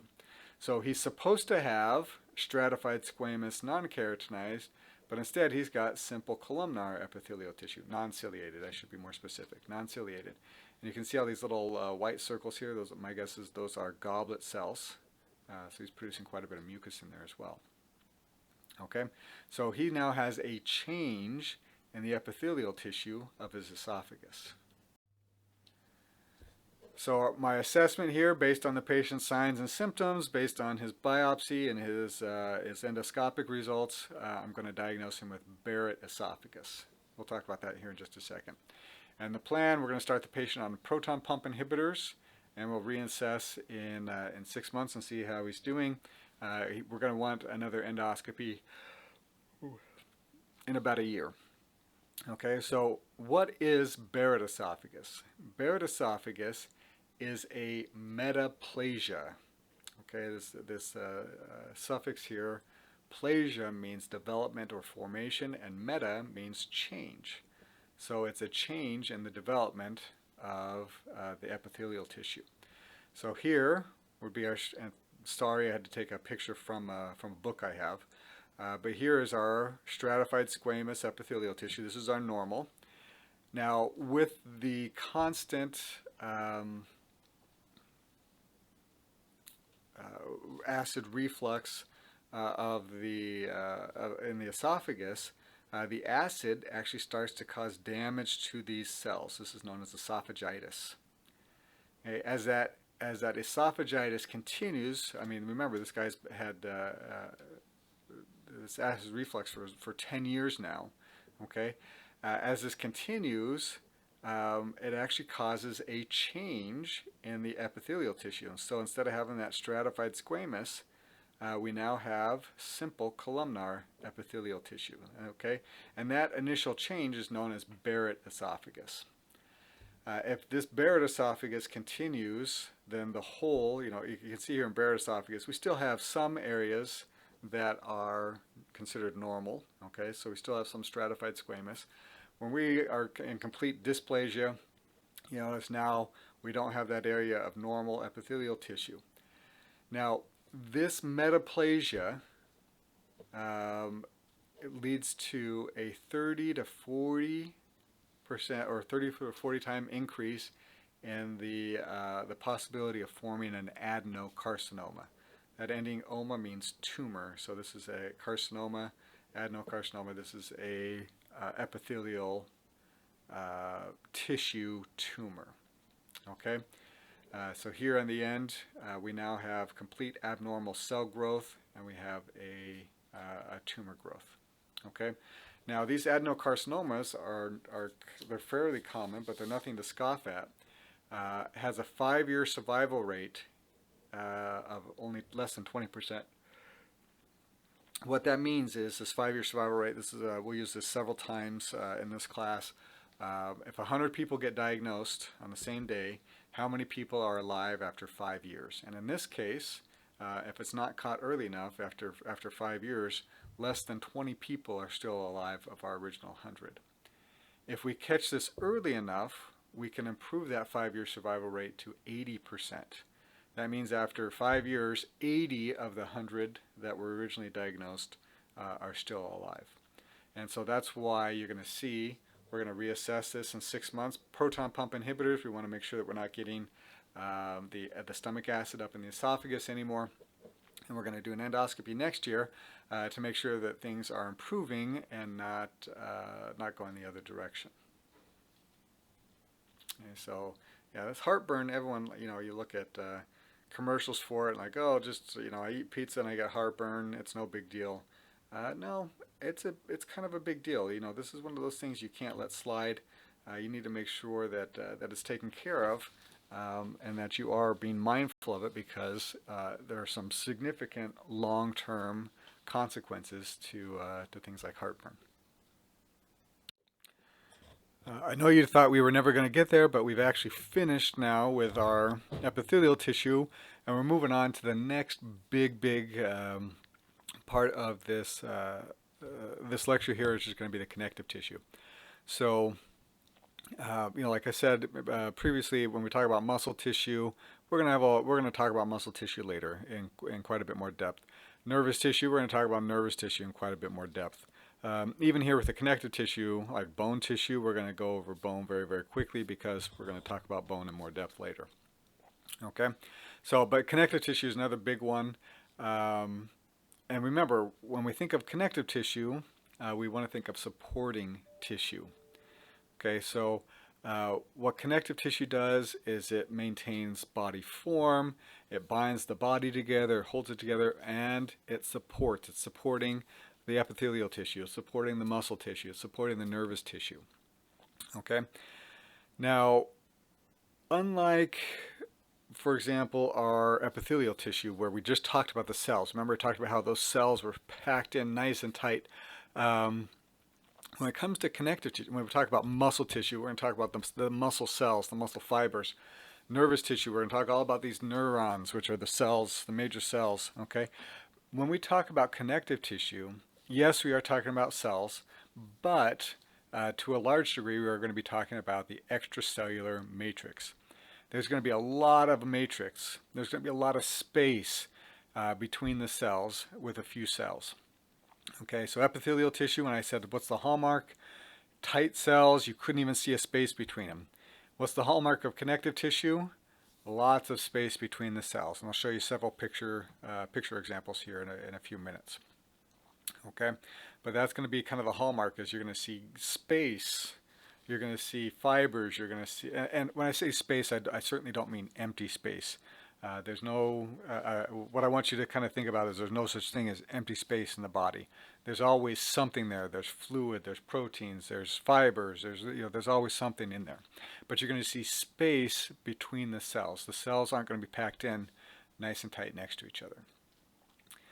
Connective tissue as a whole is the most abundant, the most widespread, and the most variable of all of our tissues. You're going to see we have lots of different types of connective tissue. And it's always amazing to me when I really think about it. When we talk about connective tissue, bone is considered connective tissue, and so is blood. Like, can you think of any of two things that are complete opposites as bone and blood, and yet they are both under this category of connective tissues? So there are three basic categories here when we talk about our connective tissues. We have our connective tissue proper, which we're going to divide into loose and dense connective tissues, and those have more under them as well. We have our supportive connective tissues, which are our cartilage and our bone. And then finally we have our fluid connective tissues, which is going to be our blood and lymph. So connective tissue functions. Number one is going to be binding organs. This is one of the primary functions here, is to connect and hold these organs together and hold them in place. So a couple examples here, tendons and ligaments. Tendons are going to be muscle to bone. Our tendons are going to be made up of connective tissue, and they hold the muscles to the bones, and so the muscles, when they contract, they move the bones. Ligaments are bone to bone, so this is what holds our skeleton together. This is what holds our bones together, are going to be these ligaments. Fat is going to hold many organs in place throughout the body.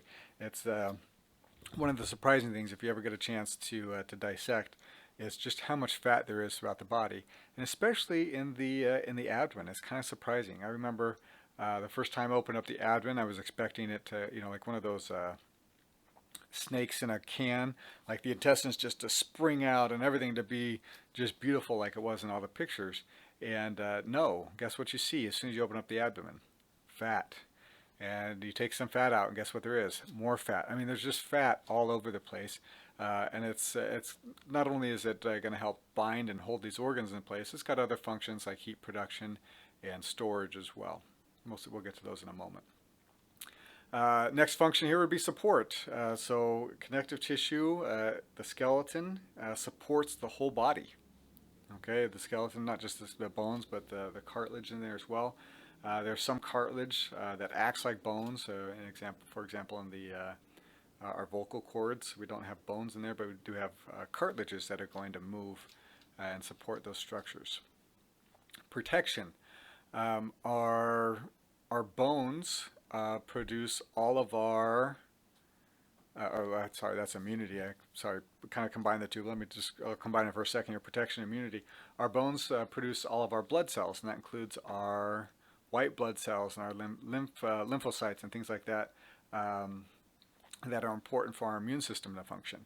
Other protective functions. Our bones protect our organs. So, for example, our brain is protected by our skull. Our spinal cord is protected by the vertebrae. Think of how many key organs are protected by your ribs. You got your heart, your lungs, to some extent your liver, your stomach, your kidneys. Those are all being protected by bony structures. Fat is going to surround and protect a lot of our organs, kind of encasing them in that protective layer. Movement. Our bones are going to be what our muscles act on. So our muscles act on these bones and cause movement of the body as a whole. Storage. So our fat tissue, our adipose tissue, which is a type of connective tissue, is the main storage form of our energy. Okay. When we look at it, and I'll mention this fact several times, so it's something you want to just kind of keep in mind. When we look at the amount of energy we get from a gram of carbohydrates versus a gram of fat versus a gram of protein, carbohydrates and protein will give us 4 calories per gram. Fat is 9 calories per gram. Okay, for example, I absolutely love like peanuts and tree nuts, cashews and things like that. But I can't eat them very often because a handful of those will give you lots and lots of calories because of the fats within the nuts. So, but that's very important to remember that most of our energy stores are in adipose tissue and adipocytes. Our bones also are going to store things like calcium and phosphate. 99% of the calcium in the body is stored in the bones. 85% of the phosphate found in the body is stored in the bones. So storage in our connective tissue is important as well. Heat production. So when we metabolize adipose tissue, fat, we are going to produce heat. Which is my excuse for gaining lots of weight, especially around Christmas time, right? It's going to be a long, cold winter, and I need to store up on some of that fat so I can metabolize it and stay warm all winter. Last major function here of our connective tissue is going to be transportation. Blood and lymph, those are going to be major transport systems in the body. Obviously, blood is transporting oxygen and hormones and nutrients and salts all over the body. And our lymph is also transporting fluid and other things back toward the heart. We are going to start here with the connective tissue proper and then talk about our fluid connective tissues and our supportive connective tissues. Now, as we start with this, before we get into the different categories of connective tissue proper, like areolar tissue and adipose tissue, I want us to take a minute here and talk about the different types of cells that we are going to see inside of our connective tissue proper, and the different types of fibers that we're going to see, because the fibers are going to play a big role in how these connective tissues work. So taking just a few minutes here and talking about the types of cells that we see will help us understand the functions of not just the connective tissue proper, but of connective tissue in general. So the first type of cell, the most common type of cell that we are going to find in connective tissue proper is known as a fibroblast. Now that suffix blast means immature. Fibroblast, immature fiber-making cell, if you want to look at it that way. Just because it's an immature cell doesn't mean it doesn't function. So it's going to secrete some of that ground substance that we talked about previously that kind of surrounds the cells. And remember, I'll highlight this a little bit more as we look at more pictures of connective tissue, but there's going to be lots of space that's full of this ground substance. The fibroblasts are also going to make the proteins that are going to be used to make the fibers that we'll talk about in a few slides. I'm not too concerned about the microscopic appearance, but it's always good to know. So these immature fibroblasts, they tend to take on this stellate appearance, and stellar refers to stars. So it's got kind of this star shape to it right here. That would be a fibroblast. Now, as the fibroblasts mature, they become fibrocytes. Okay, cyte just means cell, so this is a fiber-producing cell. Okay, so fibrocytes come from fibroblasts. Fibroblasts mature and they become these fibrocytes. So it makes sense then that this would be one of the most common. It happens to be the second most common, but one of the most common because the most common type of cell that we're going to see in connective tissue proper is our fibroblasts, and so it makes sense then that the cells that come from those fibroblasts would be extremely common. We'll see this over and over and over again. The fibrocytes really aren't going to necessarily make anything. They're not going to make the ground substance. They're not going to make the fibers. They're going to maintain. Their job is to maintain what we've already made. And we're going to see similar examples shortly, even when we talk about chondroblasts and chondrocytes. Chondroblasts are going to make cartilage. Chondrocytes are going to maintain cartilage. Osteoblasts are going to make bone. Osteocytes are going to maintain bone. So even though it's not perfect and it doesn't go along with the exact definition, whenever I see that ending blast, I also think build. So fibroblasts build, fibrocytes maintain. They do take on a little bit of a different shape here. We have more of a fusiform or football shape cell as opposed to the stellate shape that we saw with our fibroblasts. Macrophages, well, if you, again, we pick apart the name, I'm really big on medical terminology. If you haven't taken a med term class, I highly, highly recommend it. The phage means to eat, macro big. So these are big cells that tend to eat foreign substances, foreign invaders.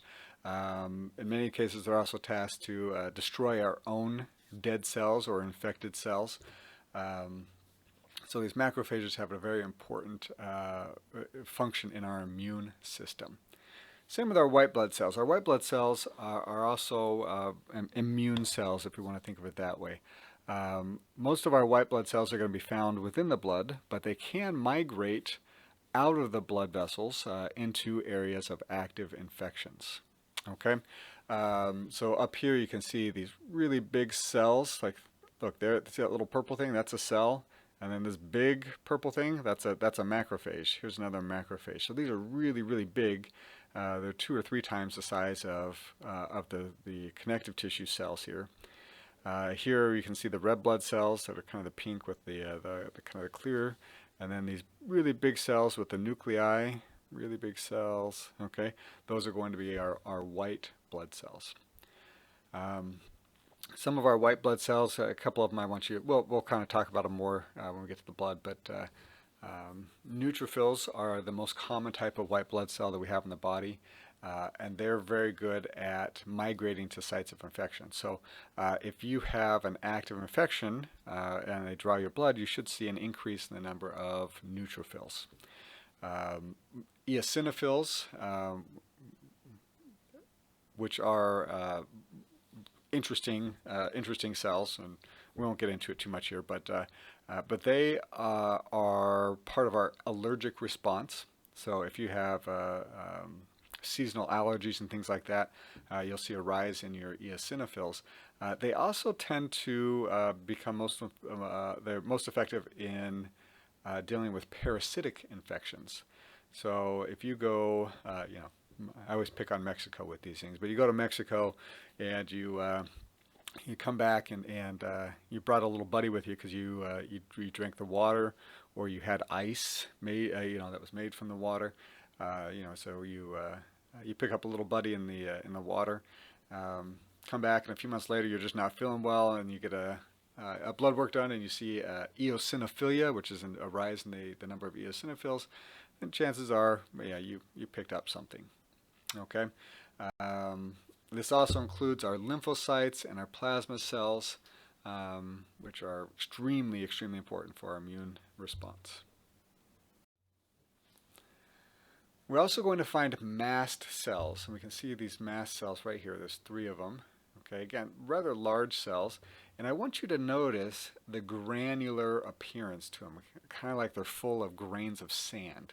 That's very, very important. Because they're going to secrete 2 substances that are really, really important. Okay, the first is going to be heparin. Heparin is a natural anticoagulant. So when our blood coagulates, it clots. So heparin is an anticoagulant. So it keeps your blood from clotting. So whenever you damage an area, at least for a little bit, these mast cells are going to produce heparin to actually encourage bleeding, and this is actually important because it's going to let the white blood cells leave the blood and get to the area where there's a possible infection.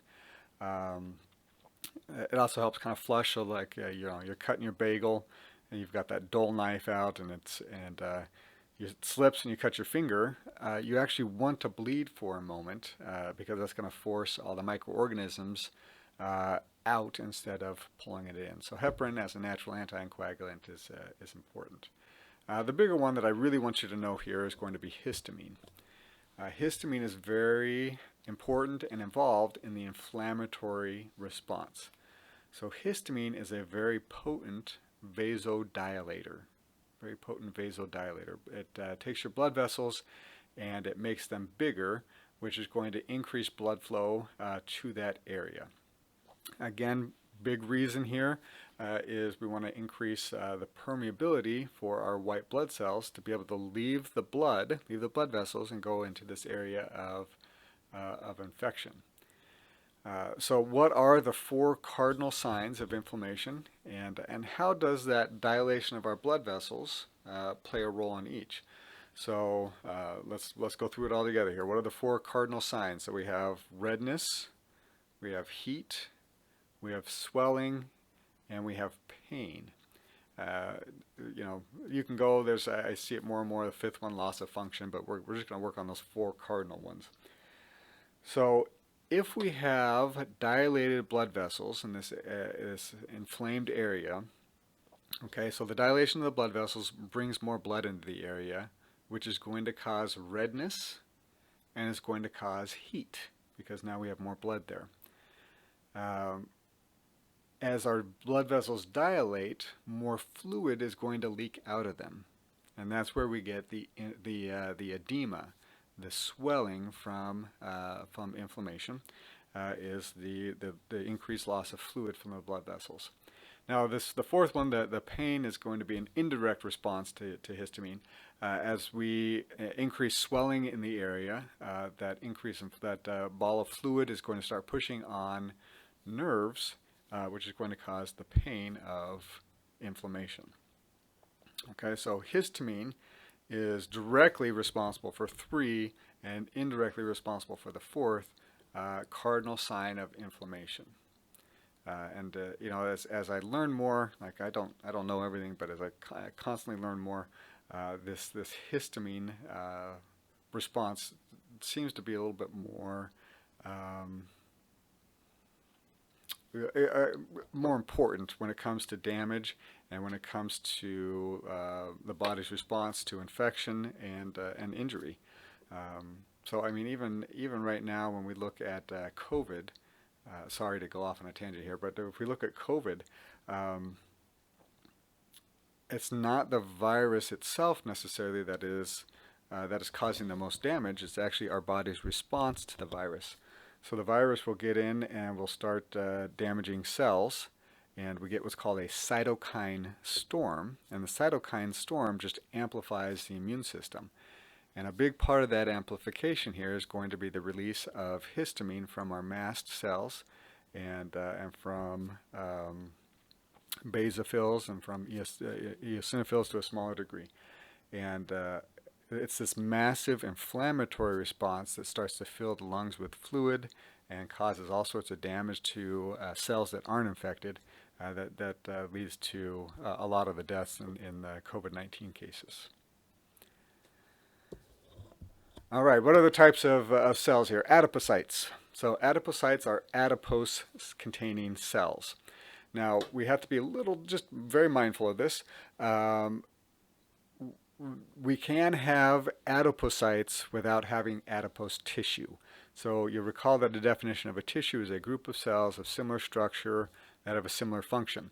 So within areolar tissue, for instance, we can have the stray adipocyte or two. Like that, there's nothing wrong with that. That doesn't automatically make it adipose tissue. So we will see adipocytes outside of adipose tissue. We'll see it all over the place. Because this is a major energy store in the body, and it does help with other things. But they're very easy to see when you know what you're looking for, because you'll see this, it almost looks like an empty cell, but you'll see this cell with this really large triglyceride droplet in there. Okay, but the hardest thing to see there, like let me look at this one here and I'll kind of show you. Let me grab my pen. So this would be the cell. Let's see if I can outline it. Okay, here would be the cell. And then you look at it and you say, well, that's not a cell, that's just a big empty space. Well, all this white area in here, that is all, that's all going to be the triglyceride droplet. Here on the side is the nucleus for this cell. So all the cellular machinery that keeps it alive all gets pushed off to the side, and you get what's called a signet ring. And I'm not going to talk about that too much here, but we'll talk about it later. You get the signet ring appearance, but it looks like empty space, little bubbles, if you will. All right, let's look now at our fiber types. So we've gone through all the cell types that we're going to see in connective tissue proper. Let's now look at the fiber types. There are only three fiber types, and they're pretty easy. They're extremely important to understand how they look and what they're made of and everything. As we discuss these different types of connective tissues, I'm going to say things like, oh, look at all the collagen fibers, or look, you can see the elastic fibers here. Okay. Um, Collagen and collagenous fibers are going to be the most abundant. Collagen is the most abundant protein in the whole body. Okay, so very abundant, very common. Some of the key features of collagen is they are very strong, but at the same time they are very flexible. So supposedly collagen fibers are stronger than steel when we pull from in tensile strength. So if you took collagen and made it the same thickness as steel, as a steel wire or something like that, the steel wire would break long before the collagen fiber did. So very strong, but at the same time very flexible, which is pretty awesome. So we're going to see an abundance of, I mean, collagen is going to be everywhere. It's in the skin. It's, surrounds your organs. It's in your organs. Collagen's everywhere, but it plays a particular role that I'm going to mention here in tendons and ligaments. And we'll see examples of what tendons and ligaments look like a little bit later here. But this allows, remember, those ligaments hold your bones together. So this allows your bones to move, that you get that flexibility without just dislocating constantly. Okay. Now the other big key feature here I want you to understand with collagen is, I say white here, they almost look clear.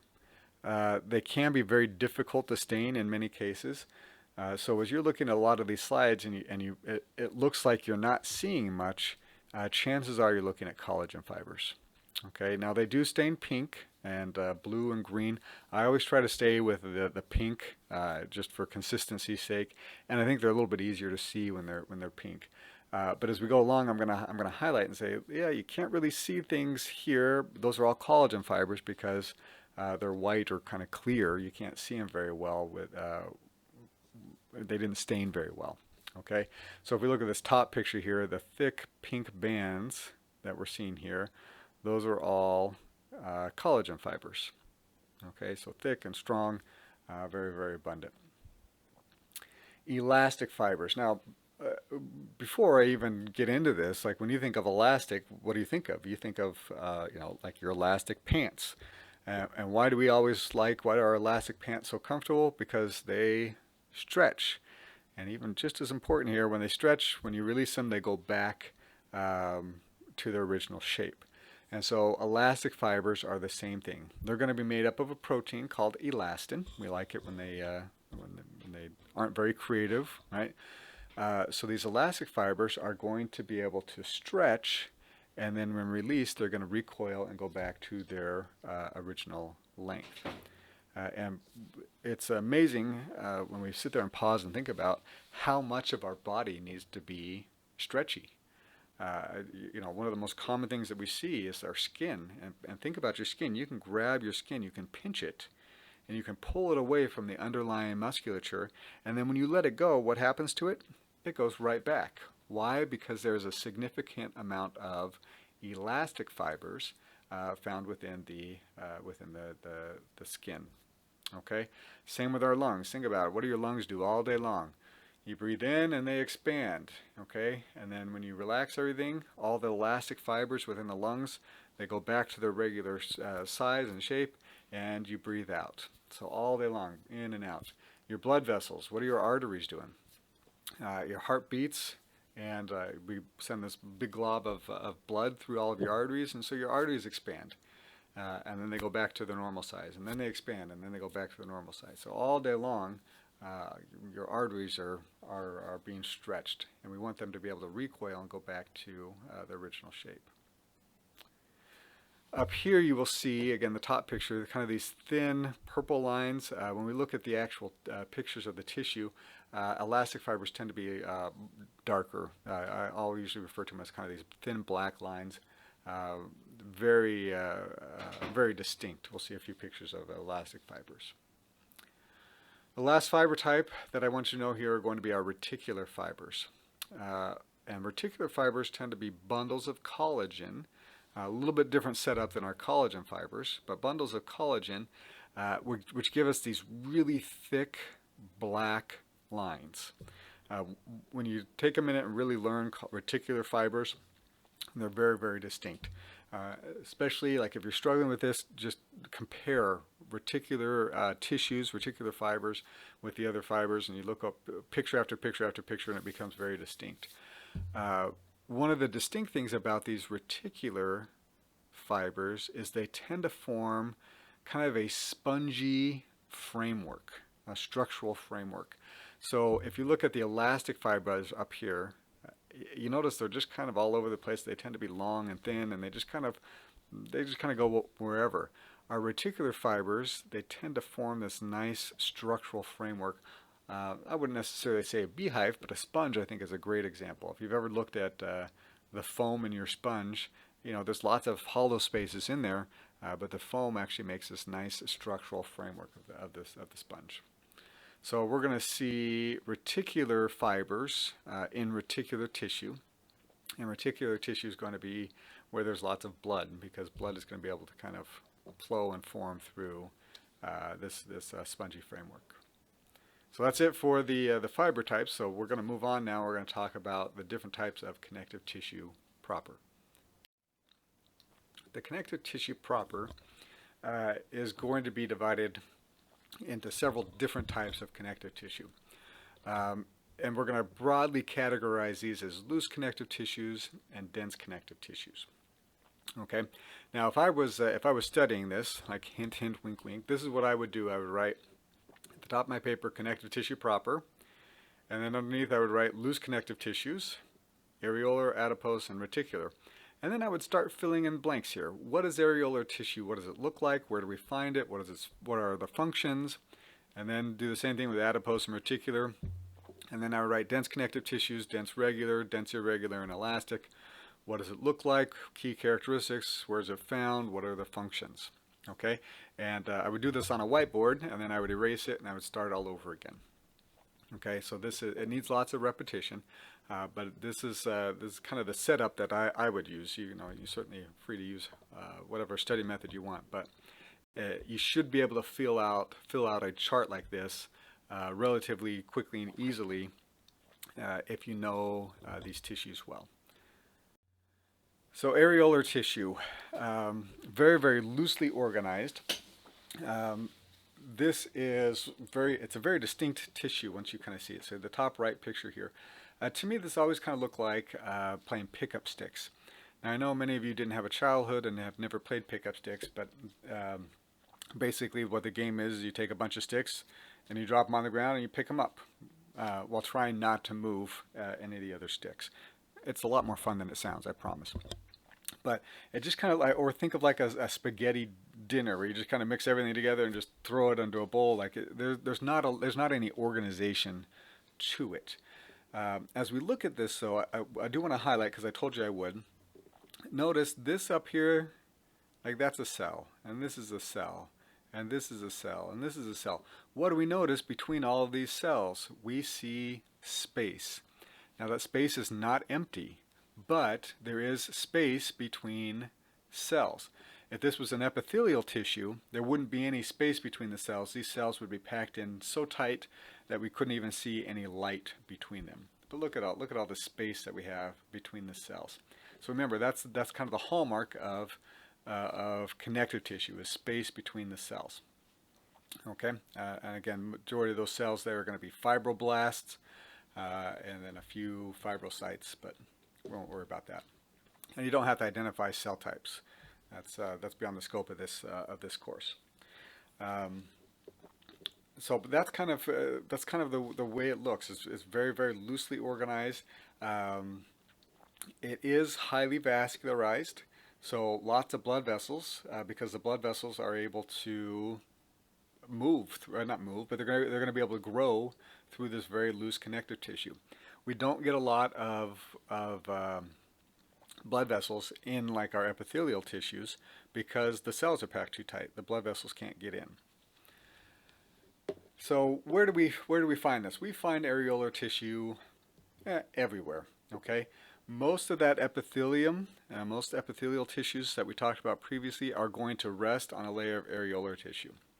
And this is important because I just said areolar tissue is highly vascularized. So how does that epithelial tissue get blood supply and the nutrients and the oxygen and everything that it brings with it? It gets it from the areolar tissue. I just love how this all comes together. Remember how I told you previously that connective tissue supports? Look how this areolar tissue is supporting the epithelial tissue. It's kind of tender, but very, very cool. So we're going to find, I mean, there's not any one specific place we find areolar tissue. We find it all over. But the big one I want you to know, obviously it's in red here, is that epithelial tissue will sit on a layer of areolar tissue. Okay. Some other functions here of our areolar tissue. Big one here is it can distort without damage. So we can see the thicker purple lines, those are going to be collagen fibers, and the thinner, darker lines, those are going to be elastic fibers. And so this allows distortion. So like for example, when our muscles contract, they tend to bulge. And this distorts a whole bunch of tissue surrounding the muscles. But because a significant amount of this tissue is going to be areolar tissue or is going to be supported by areolar tissue, when we relax the muscle, everything goes back to its regular position because of this areolar tissue. When we pinch the skin, for instance, and we let it go, it's the areolar tissue that is going to be kind of leading the charge to return back to its normal position and shape. So this ability to distort, to move, to bend without damage is extremely important.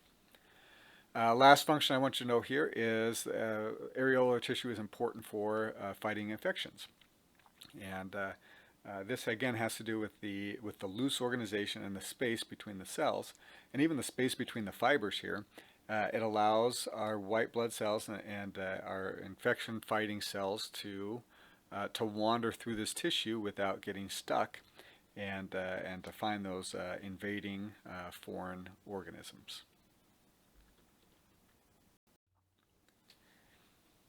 All right, next type of tissue is adipose tissue. Now, adipose tissue is going to be a tissue where the predominant cell type is going to be adipocytes. No surprise there.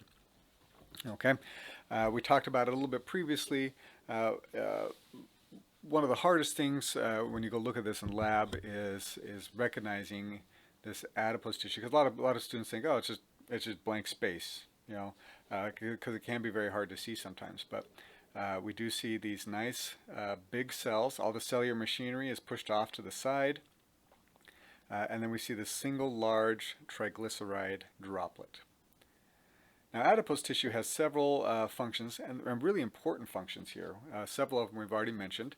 This is the main energy store in the body. So for every gram of fat, we get 9 calories. 9 calories. It's a little... It's a little horrifying when we pause to think about how much energy we actually store. Anyway, we won't get into that at the moment. But but major energy store in the body. It's also a fantastic insulator. So it's going to keep heat in and keep heat out, if you will. Okay, so it's going to help insulate, and it's going to help us maintain body temperature. It's a protector, so it's going to surround and protect organs in the body, such as the kidneys. I'm going to go off a little bit here, but one of my favorite dissections to do in the lab is the kidney dissection.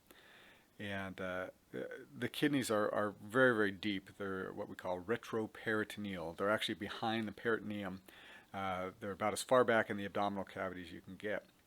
And they are completely surrounded by a big ball of fat. The first time I looked in the abdomen, I remember thinking, there's no kidney in there. Where is it? Like, it looks like just fat on the back of the wall. And what you have to do is you got to get your hands in, and I'm not kidding here, when you're almost like elbow deep into this cadaver's abdomen, and you grab this big ball of fat, and then what you have to do is you have to pull it away from the posterior abdominal wall, and it makes this super pleasing kind of sucking sound. It goes, okay, and then it's like Christmas. You start just pulling these globs of fat off, and when you get in the middle of this glob of fat is this beautiful, beautiful little kidney.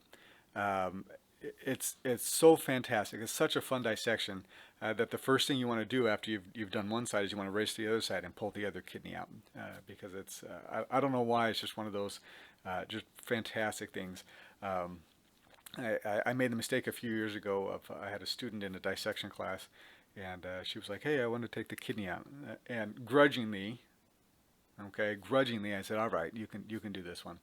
And so she reached in there and she did that, huge smile on her face, and then before I could stop her, she ran around the other side of the table and she pulled out the other kidney, and it hurt my heart because that was going to be my kidney, but she stole it. But it was okay. It was okay. I failed her and it was okay. No, I'm kidding. I didn't fail her. But it's very eye-opening when you look at how it's acting as a protector for the kidneys. Okay. Adipose tissue is also a body filler. We had some students dissecting last spring, and one of the things that, again, surprised them and I heard all about was the amount of fat everywhere. Everywhere. Okay? You pull off the skin, there's a layer of fat. You separate a muscle, there's a layer of fat. You open the abdomen, there's fat. There's fat everywhere. We store fat like it's going out of style. I mean, it's just incredible. It's just incredible. So it's a body filler, which makes sense. We don't like to think about it, but we've all evolved from individuals that store fat the best. So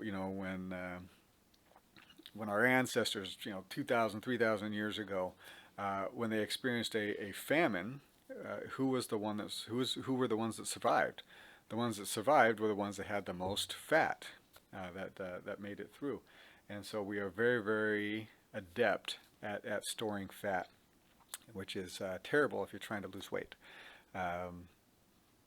So fat gets stored everywhere because the more we store, the more backup calories we have. The last function here I want to talk about is helps with body contouring.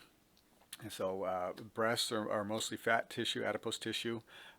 Hips, cheeks, a lot of that is going to be contoured depending on how we lay our fat down. Now there are two types of adipose tissue in the body. We have white fat, which is the fat that is what we consider adult fat, and then we have brown fat, which we consider to be baby fat. And this picture I've got on here, it always makes me laugh.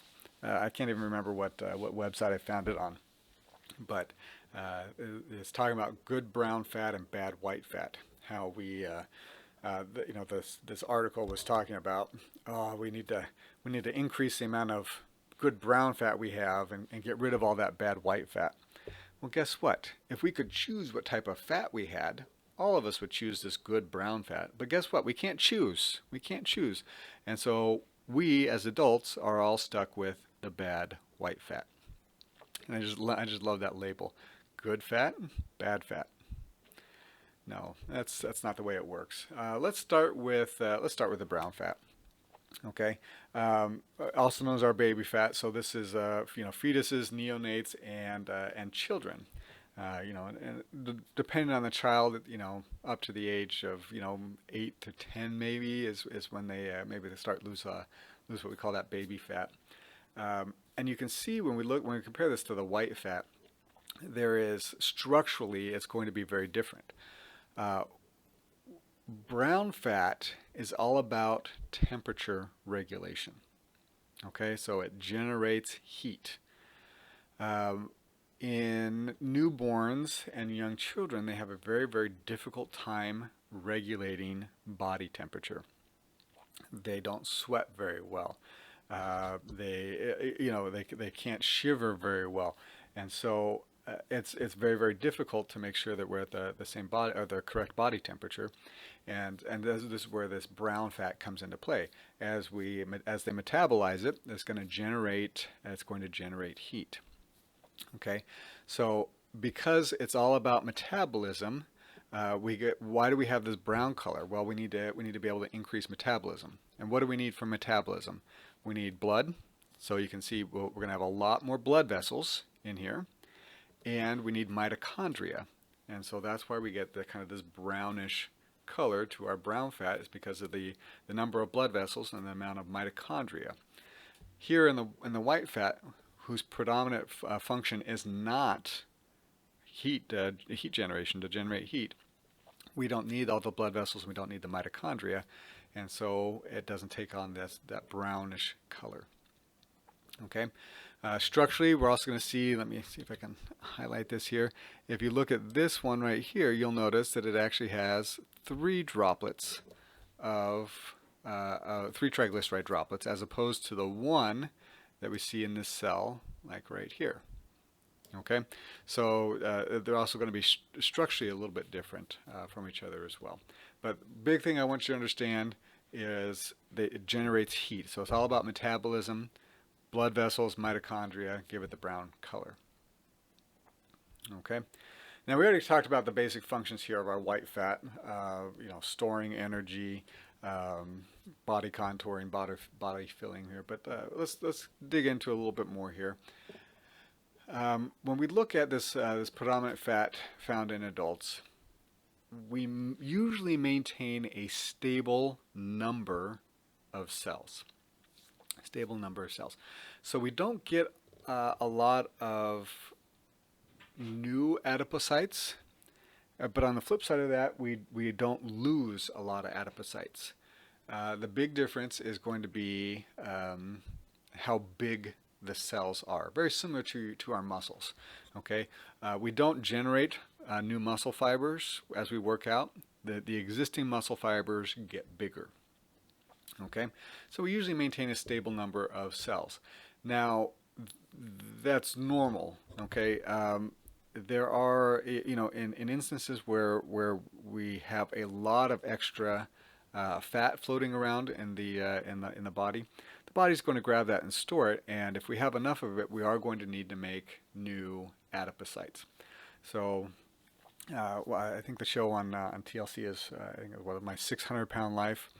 Our body's not really designed to be 600 pounds. So we are those individuals that have have that much extra adipose tissue. They can't store it all in the existing adipocytes. So there is going to be some formation of new adipose tissue. Okay. I don't care here the differentiation of the mesenchymal stem cells, but just understand that we can get to the point where we do make new adipocytes. Big thing I want to highlight here is there's considerable angiogenesis when we increase the amount of adipose tissue we have. Angiogenesis genesis means formation, angio vessels. So we have to increase the amount of blood vessels to feed our, I hate to say it this way, to feed our fat, if we will. So for every pound of fat, we need to have about a mile of capillaries. And I want you to ponder that for a second. Pound of fat, mile of capillaries to keep it healthy and fed. So when we look at that individual that's 600 pounds, let's say that let's say normally they should be 200 pounds. They're now 400 pounds overweight.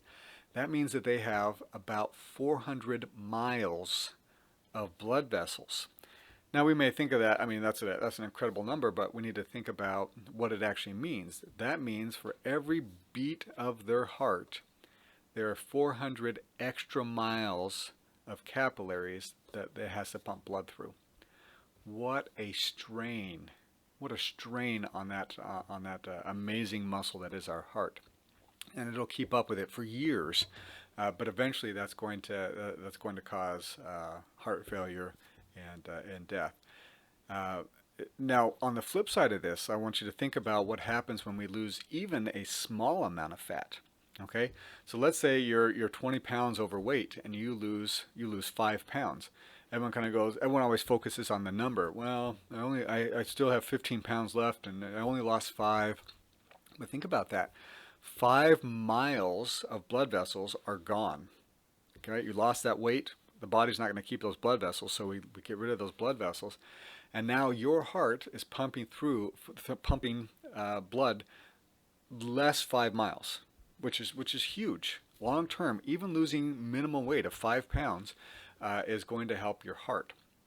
Now, we need to be very, I always need to be very careful as I'm talking about this. We put a lot of strain on our heart if we don't have enough, if we don't have enough calories. So you got to find that middle ground. So, but maintaining a healthy weight long term is going to have wonderful, wonderful effects on your heart. Okay. Now, last thing I want to talk about here with adipose tissue is the amount of adipose tissue that we should have in the body. And this is going to be highly variable, so I'm going to talk in very general terms here. But I do want to highlight here that we should have women should have more fat than men. When we think of a normal body fat percentage, for men, they're kind of aiming for about 12 to 16%. Women, it's going to be higher than that, like 18 to 24% is considered normal body fat percentage in women. And there are several reasons for this. One, it is important for normal menstruation to make sure that you have enough body fat. And this makes sense. If we think about it here for a moment, if we're menstruating, that means, and I shouldn't say just menstruation, just the menstrual cycle. At some point, you're going to ovulate, and you're going to release an egg. And if that egg gets released, there's a good chance. Again, won't get into it, but there's a chance that it can meet a sperm, and you can create a baby. If you are starving to death and you don't have enough food and you don't have enough fat, do you really want to menstruate? Do you really want to ovulate and release an egg that might get you pregnant? Not really, because if you don't have enough food for yourself, then you're certainly not going to have enough. You're certainly not going to have enough food and energy to create another life inside you. So, as body fat percentage drops, many women will actually develop amenorrhea, which is where they actually stop menstruating, and that's I've heard lots of arguments about this, but it's certainly not a good thing. But it happens. So you want to make sure that you're getting enough food, particularly if you're an athlete, where you're going to burn through a lot of your calories. If you do have a baby, that extra energy is going to be used during the pregnancy to create life, and it's also going to be used after pregnancy for breastfeeding. The number I keep hearing here is breastfeeding, just getting everything else out of the way. Breastfeeding burns about 500 calories a day, which is incredible. And you think about that day after day after day. The recommendation is at least 6 months of breastfeeding a year if you can do it. But that's going to burn through a lot of calories, and so it's very important to have these fat stores to make sure that you can make the milk necessary to feed the kid. Okay. Now this last point here, relative energy deficiency in sports. This is formerly what they called the female athlete triad. Kind of a I'm not sure I like the change. On one hand, I do like it so that we understand that athletes need to be eating more than the regular population. But on the other hand, I think it's much more important, honestly, to focus on the female athletes here. Even now, I read news all the time, and particularly when it talks about athletics and things like that. And even now, I hear about some really awful coaches who don't understand female athletes, and certainly don't understand that female athletes need to be eating a lot. Okay, for some reason, when we look at our male athletes, we're constantly, telling them to eat more and get the calories, and then we look at our female athletes and we tell them they're fat and they need to lose weight so that they can perform better. And I wish I was making that up. It's absolutely horrifying. And please don't take this like don't think I'm talking about just male coaches. Female coaches do the same thing to their female athletes. It's a coaching problem. But I really think we need to make sure that we understand that these female athletes are working extremely hard, and we need to make sure that they get the nutrition for the work that they are putting in. And we need to understand that if they have an 18% body fat, that's okay. That is normal, and there's nothing wrong with that. We don't need our women athletes to be at a 10% body fat or less necessarily. I mean, if they're eating enough and that's where they get, that's fine. I have no problem with that. But we should expect to have a little bit higher body fat percentage in females than males, including athletes. But yeah, I was reading something the other day about there was a volleyball coach, and I can't remember what school it was, but actually locked his female volleyball team out of dinner because he thought they were all too fat. They didn't put enough effort into their workout, which is absolutely horrifying. So, but this female athlete triad, sorry, I keep getting off here. This female athlete triad, so it's a triad, so there are three components to it. Basically what happens here is they develop anorexia. Okay, that anorexia leads to a decrease in the amount of adipose tissue they have, and we just talked about how if we don't have enough adipose tissue, then they stop menstruating. So so we get anorexia that leads to amenorrhea, no longer menstruating, and menstruation and the hormones associated with menstruation are extremely important in maintaining bone density. So as they stop menstruating, they actually start to lose bone density, and so now they develop osteoporosis. Okay, so anorexia, amenorrhea, and osteoporosis is the female athlete triad. How do we prevent this? Encourage our female athletes to eat. Okay, not crap, like don't go eat ding dongs and things like that, but to eat. Some of the, like swimmers, for instance, swimming burns hundreds and hundreds of calories, thousands of calories if you've made a career out of it, and all that needs to be replenished. Okay, so we need to encourage our female athletes to eat properly, just like we need to encourage our male athletes to eat properly.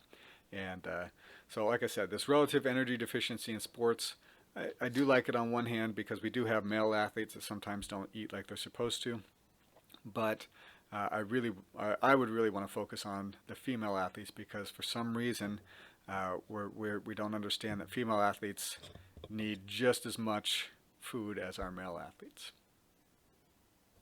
All right, get off my high horse. Let's move on. The last of our loose connective tissues is going to be reticular tissue. And it shouldn't be any surprise to you that the main building block of reticular tissue is going to be our reticular fibers. Lots and lots of fibers. Remember how we described these reticular fibers as these really thick, dark bands, very different from our thin, dark bands that were the elastic fibers. So very, very obvious when you look at a few pictures of them. You can see these really thick black lines through here and through here. And you also recall that these reticular fibers are going to form a structural framework. And so we're going to see reticular tissue in spongy type of organs. I have one textbook here that Salatin's textbook he refers to. He tells students to think of it as reticular tissue as a blood-filled sponge. Okay, so this spongy material full of blood. So what organs do we have lots of blood in there and other fluids that we might need this structural framework?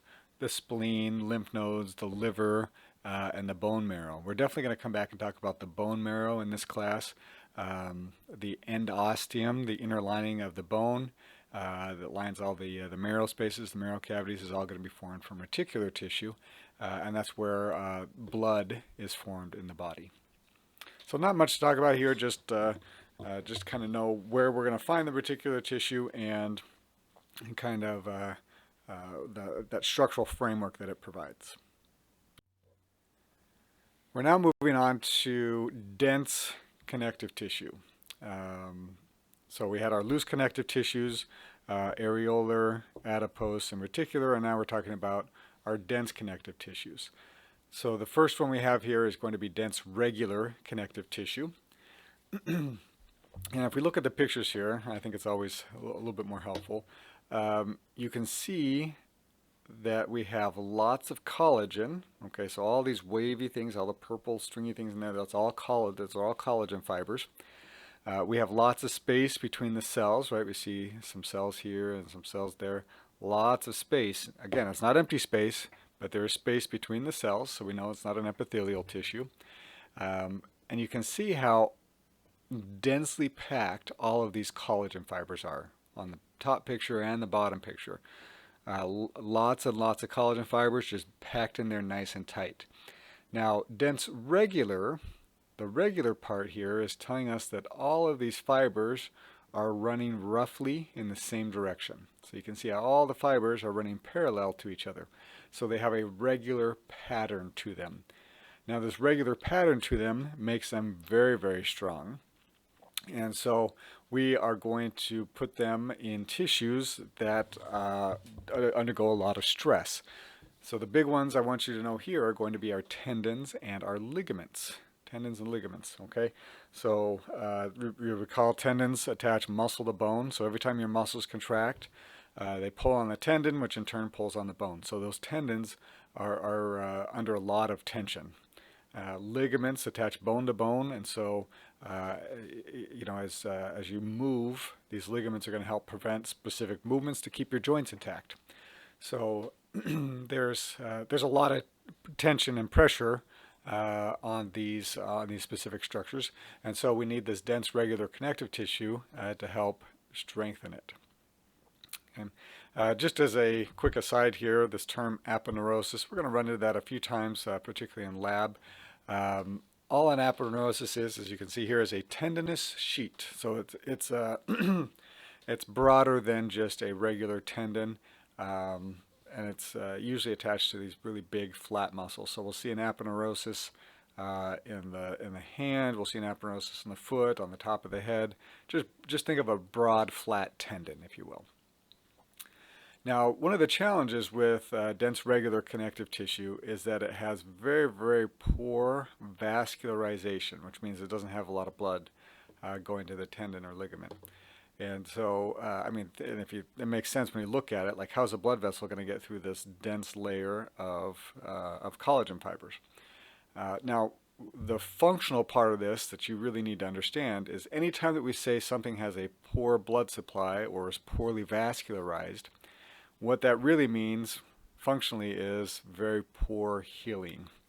So when you look at somebody, we look at ligament ruptures in athletes. So an ACL tear, an anterior cruciate ligament tear. There's no way the body's going to repair that. If that ligament has been ruptured, it's not going to magically get back together because there's no vascularization. So there's no way to get the necessary nutrients in to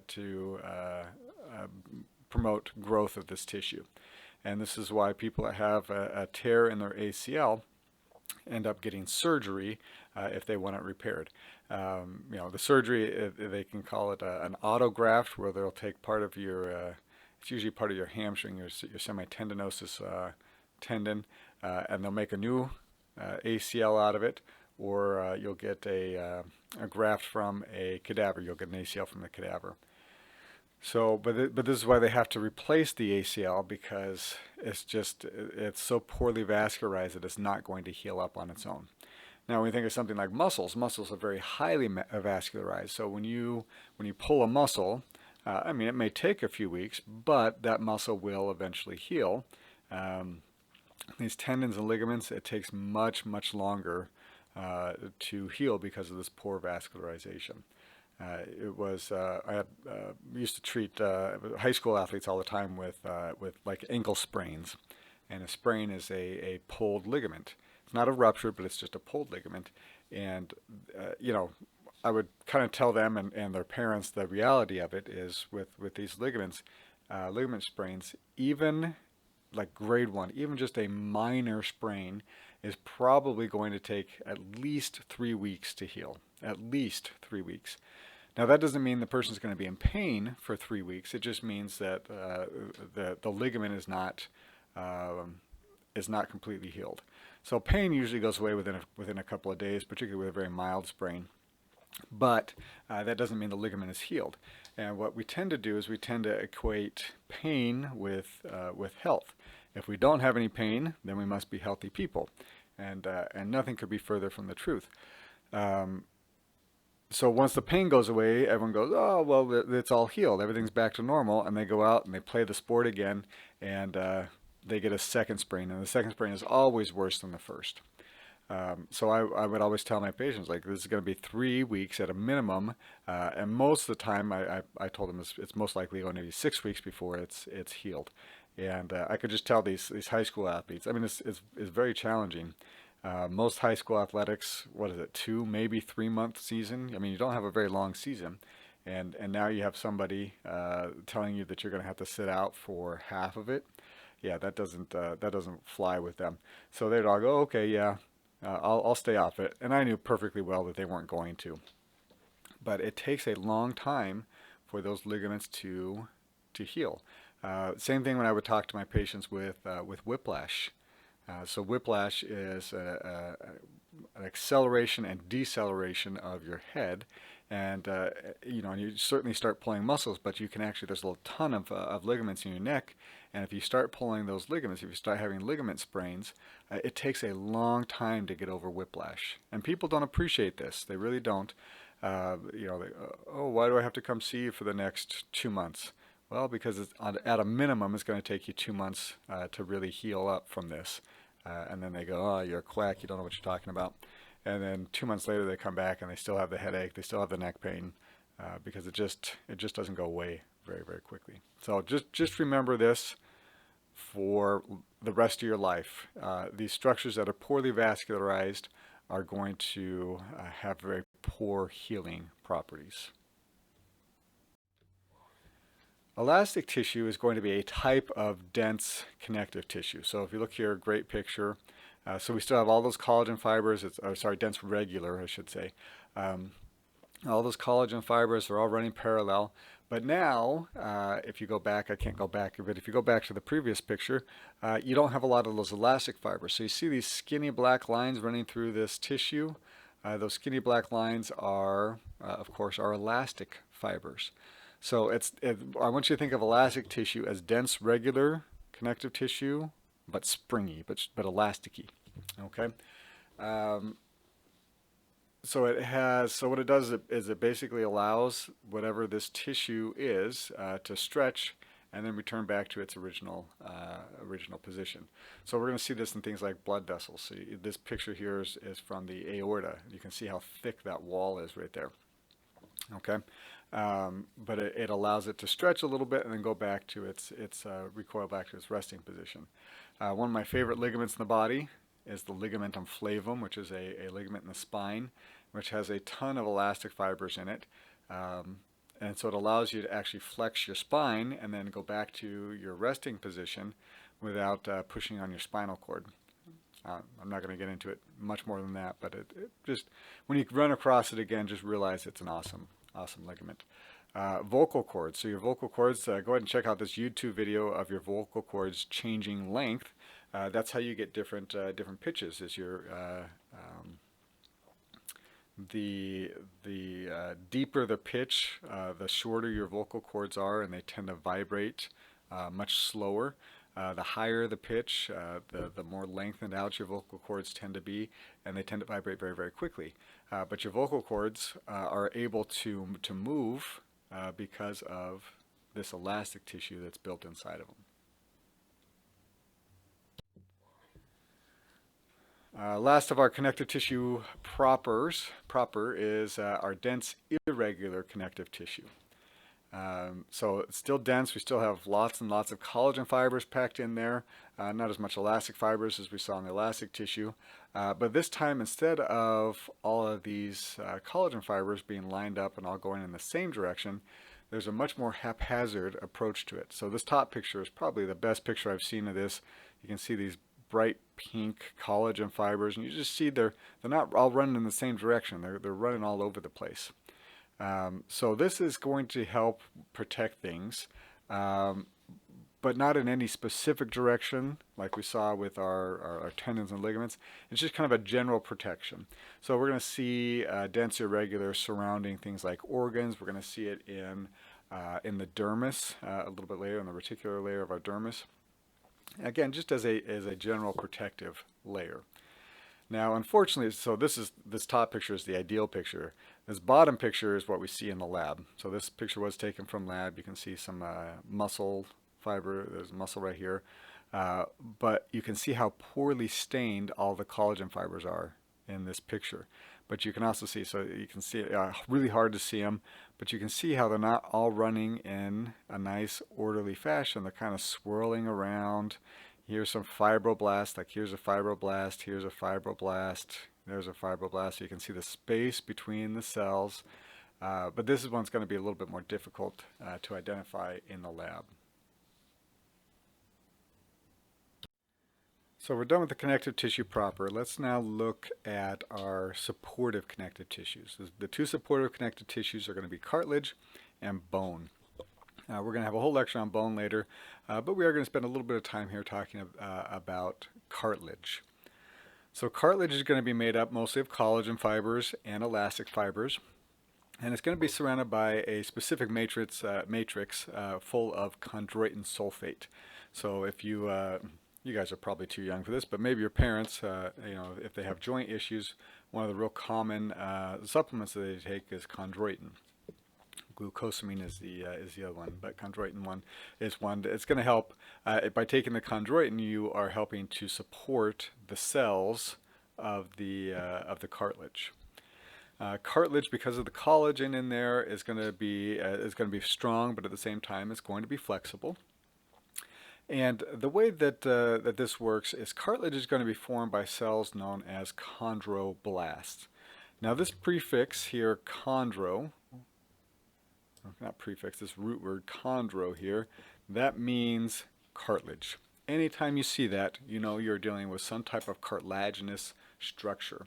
And again, blast, it technically means immature, but the way I want you to think of this is they are building. So chondroblasts are going to form the collagen and elastic fibers as well as the matrix.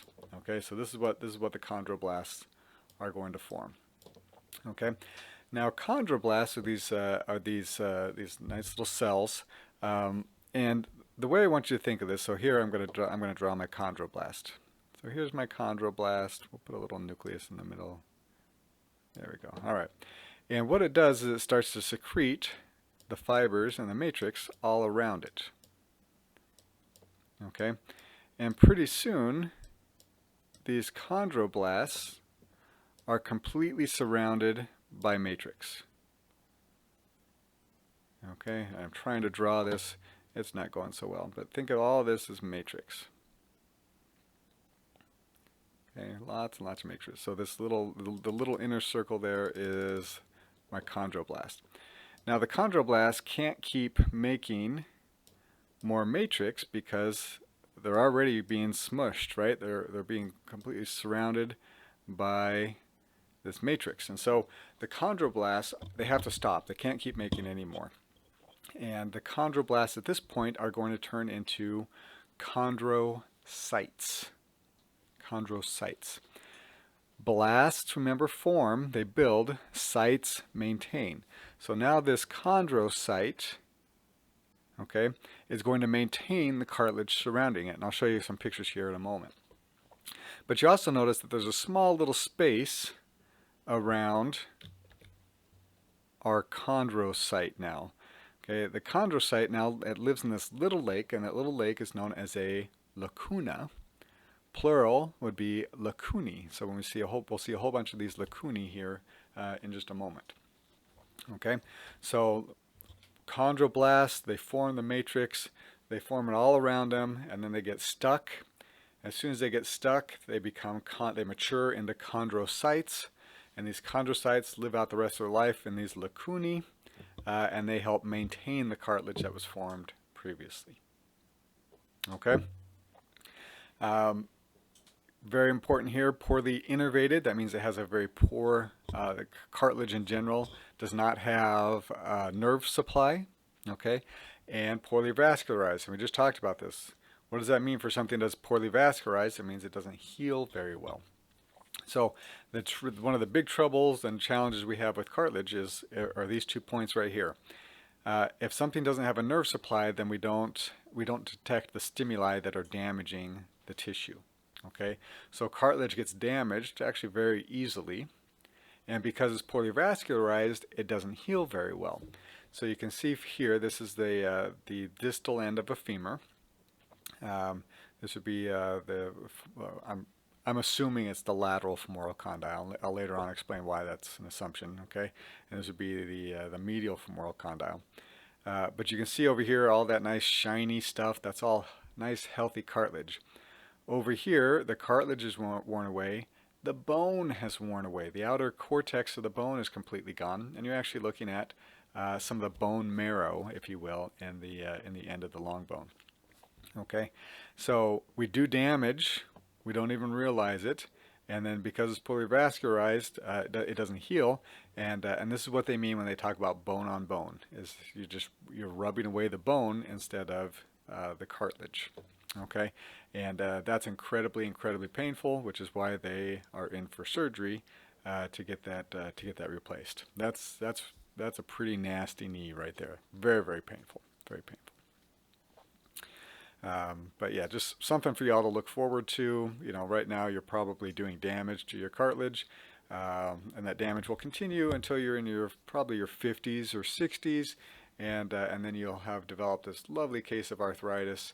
And just a joy to deal with. There are 3 types of cartilage that I want you to know here. We have hyaline cartilage, elastic cartilage, and fibrocartilage. So let's get into it. Hyaline cartilage is the most abundant type of cartilage. Okay, not that you want to guess, but if you ever have to guess, you say hyaline cartilage. What type of cartilage is that? Hyaline cartilage. Okay, if you don't know, I prefer you know, but it's very common. Hyaline cartilage is found at the end of almost all of our long bones. This is known as articular cartilage. It's also found in the trachea and the bronchi. Those, if you feel gently on the front of your throat, you'll feel these little bumps. Those are the C-shaped cartilages that keep your trachea open while we lie down, while we move our neck, different things like that. Most of our bones will also start out life as hyaline cartilage. They start as a hyaline cartilage model, and then that cartilage is gradually replaced with osseous tissue. So here we can see a couple of pictures of hyaline cartilage. I'm gonna focus on this bottom picture, and then we'll look at you can kind of compare it to the top. So first thing, let me change pen colors here. Okay. Is we see chondrocytes. Okay, we see a chondrocyte. And what are these chondrocytes living in? They are living in lacunae. Okay, so you see these nice little lakes. Okay, you can see the cell. It almost looks like the nucleus of the cell, but you can see how there's really nothing in there. Okay, so this purple blob here, that is the cell. And then this clear area that it's living in is going to be the lacuna. Okay, so this is one of the keys of hyaline cartilage. We find chondrocytes sitting in lacunae. And then you notice the background. If you look in the background up here, do you see any fibers running through the background? You don't really see any fibers. There are a lot of fibers, like don't get me wrong, there's a lot going on back there, but you can't see it. And so what we describe this as a glass-like background. okay, where you don't see those obvious fibers. It looks very smooth and glass-like. Okay, there are lots of fibers in there. We just don't see them. Okay, to kind of help you remember this, the Greek word hyalos means glass, which is where we get the name hyaline cartilage. It's glass cartilage. Pretty cool. Okay, so chondrocytes, lots of chondrocytes sitting in lacunae with a glass-like background. Elastic cartilage. You'll never guess what elastic cartilage has. You did, you guessed it. Like, it's got a lot of elastic fibers in it, okay? And this is where it gets its name. So we're going to have a very similar setup. So you can see here the purple cell, that is the chondrocyte. The space around it, the lighter blue or purple area there, that's going to be the lacuna. And now, instead of having a glass-like background, we're going to be able to see all of these elastic fibers running between the lacunae. Okay, so you can see it here, and we're going to zoom in, and you can actually see all those thin black lines that are the elastic fibers. So here you can see a very nice chondrocyte, you can see a very nice lacuna, and then you can see these elastic fibers running all over the place. Okay, so this looks very, very similar to hyaline cartilage in the chondrocytes and the lacunae, but very, very different in the amount of elastic fibers that we see there. So where do we find elastic cartilage? Well, we're going to find elastic cartilage wherever we need springiness, if you will. Okay, so the larynx, which is your voice box, the external ear. This is always a fun one. If you grab your external ear, you can actually just kind of fold it up into this nice, neat little ball, and then when you let it go, it all springs back into its regular shape. The epiglottis. So the epiglottis is also made up of elastic cartilage. That's what this video is here. You can see this is an x-ray of somebody swallowing.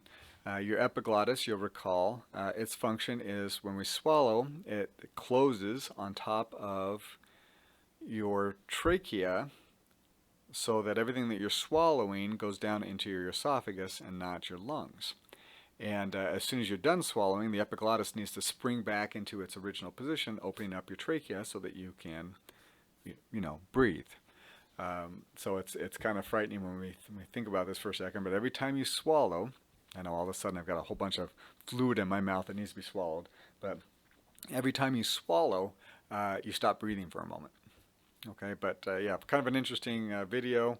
You can actually see the epiglottis as they're swallowing. They swallow some food and some fluid. You can see the epiglottis close over the trachea to direct the food and the fluid into the esophagus. Last up of cartilage is going to be fibrocartilage. Fibrocartilage, it's very, very strong, and because of its strength, it's actually the least flexible of the cartilages. But very, very important. It's going to provide a structural component to many, many joints. So what do we see when we look at fibrocartilage? So all this white or light purple stuff through here, those are all going to be collagen fibers.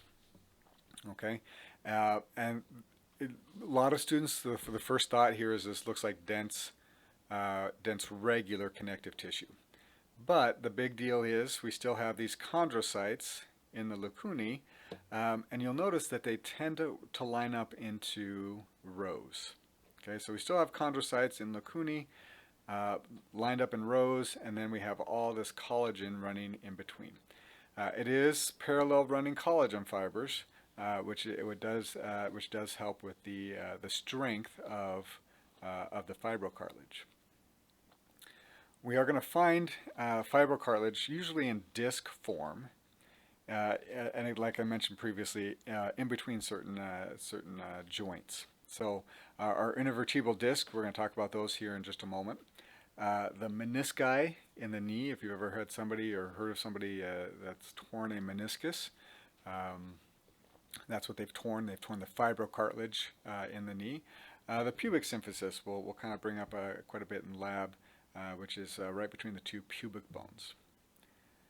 So it's going to help protect these joints by dissipating compression and other shocking type of forces. So every time you jump, instead of the two bones in your knee crashing together, we have these menisci in the knee to kind of help dissipate those compressive forces. So I do love talking about intervertebral discs. Over here on the right side of your screen, you can see the menisci of the knees. We'll talk about those a little bit later when we talk about joints. But I want to focus on this intervertebral disc. So the intervertebral disc is found between the vertebrae of your spine, and it has two parts to it: the nucleus pulposus and the annulus fibrosus. I want to focus on this annulus real quick because this is where we have our fibrocartilage. Now, I find this absolutely awesome. It's just amazing to me. So we have different layers to the annulus fibrosus. And you'll notice that in this outermost layer, look at the direction the fibers are running. Okay, the fibers are running in this direction in our fibrocartilage. Okay, now our annulus fibrosus is made up of multiple layers of fibrocartilage, known as lamellae, and we'll talk about lamella here again when we talk about bone. Just think of it as layers of like an onion. So we have this outermost lamella, but now the lamella that's just deep to this outermost lamella, you notice the fibers are running in the opposite direction. They run perpendicular to each other. Okay. What this does is this provides a tremendous amount of strength to this annulus fibrosus. I was watching, this was several years ago now, but I was watching, I think it was Modern Marvels, and they were talking about plywood. I mean, how bored do you have to be to watch a show about plywood? I say bored, but I was actually really interested. It was very fascinating. But plywood is actually stronger, much stronger than if we just got a regular board, a solid piece of wood from a tree, because the way they do plywood is they stagger they stagger the plies so that the grain of the wood is running perpendicular. So the first layer, the grain of the wood may run the length of the board. But the next layer, the grain is running perpendicular, so now it's running the width of the board. And they just keep alternating these plies, which gives the plywood considerably more strength than if the grain was just running in the same direction. So think of your annulus fibrosus as a bunch of plywood. Okay. Now, unfortunately, as we misuse our spine, this nucleus pulposus actually starts to push up against, so here's the nucleus pulposus, starts to push up against the annulus, and it actually starts to tear it from the inside out. As it starts to tear, this is known as a disc bulge, and then later on, when it's completely torn, in this bottom picture here, this is known as a disc herniation. If the disc herniates or bulges anteriorly, we don't even notice it. But if it bulges posteriorly, it now has the opportunity to push up against a nerve root, which causes a tremendous amount of pain. Tremendous amount of pain. These poor patients that I had with disc herniations, I wouldn't wish that on anybody. Just a horrible pain, because all this stuff is just resting right on the nerve, and it's really hard to get relief from that pain. Okay, but this is what happens: is that nucleus pulposus starts to push, and it tears, and then pretty soon it tears completely through the annulus, and it rests on that nerve root, and it causes the pain. All right, the other supportive connective tissue that we have is going to be bone. Now, we're not going to spend a lot of time here talking about bone, just because, again, we have a whole lecture on it a little bit later. Just to kind of get us going, though, it's a term that's used two different ways. One, we use it as an organ. So when we talk about the bones in the body, those are actual organs. They have multiple types of tissue in there. But we also refer to bone as a tissue type. Okay. Um, Here we can see bone is very, very distinct. The basic building block of bone is known as an osteon, which is this circle-like structure right here. Let me surround it here with a pen. So this whole big structure right here within the circle is called an osteon. And from there you can see lamellae, just like we had with our cartilage. Okay, we have these rings of bone that make up the osteon.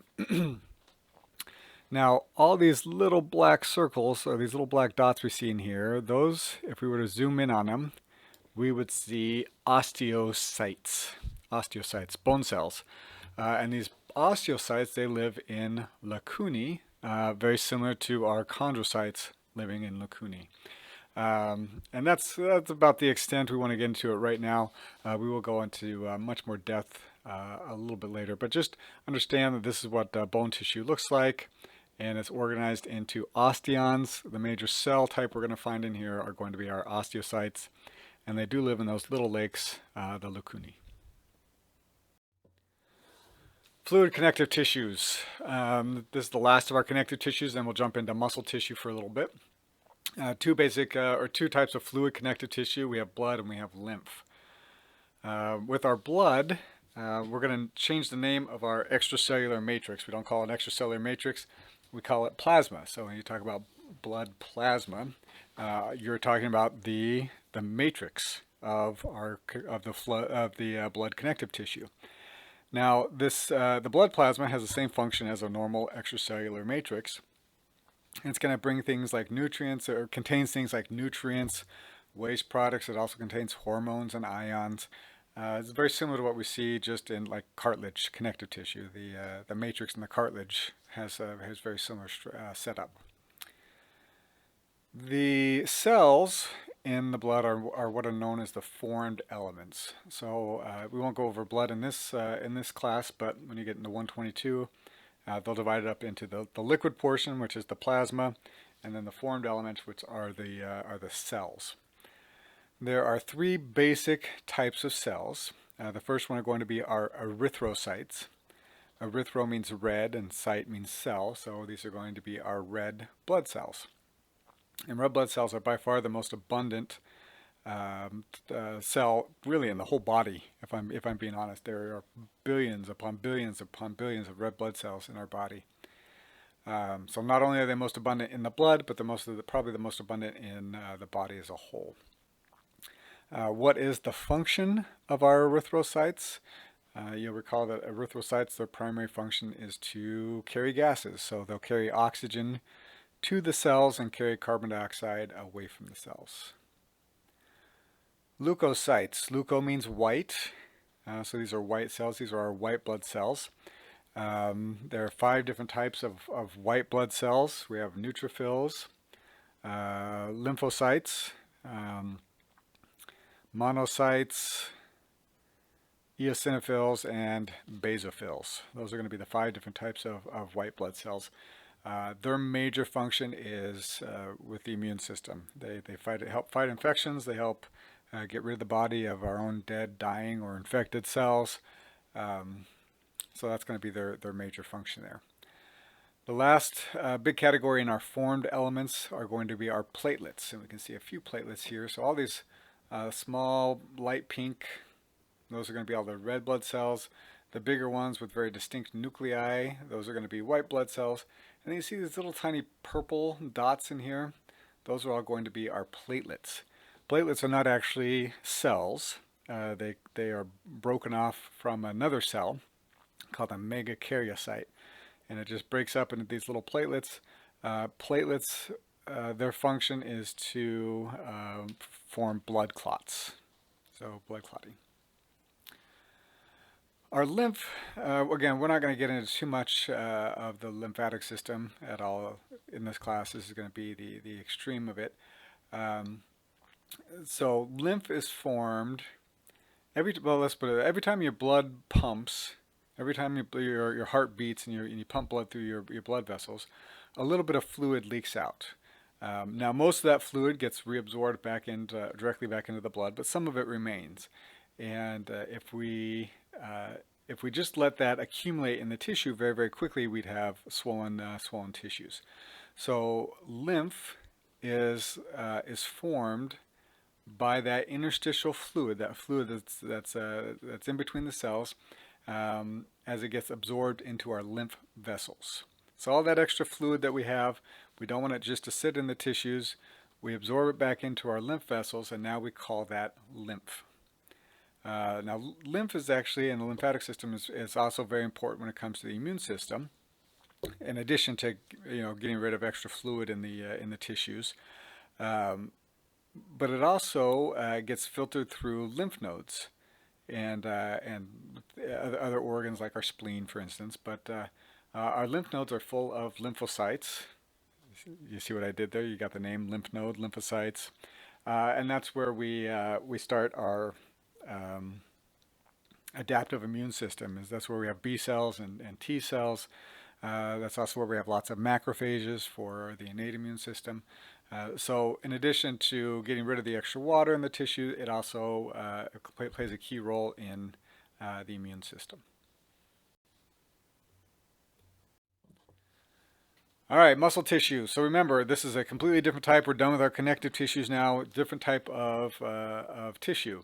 When we think of muscle tissue, the first thought that should come into your head is movement. Okay, muscle tissue is going to contract, it's going to shorten, and we are going to make use of the shortening of that muscle tissue to move the body, to move substances through the body.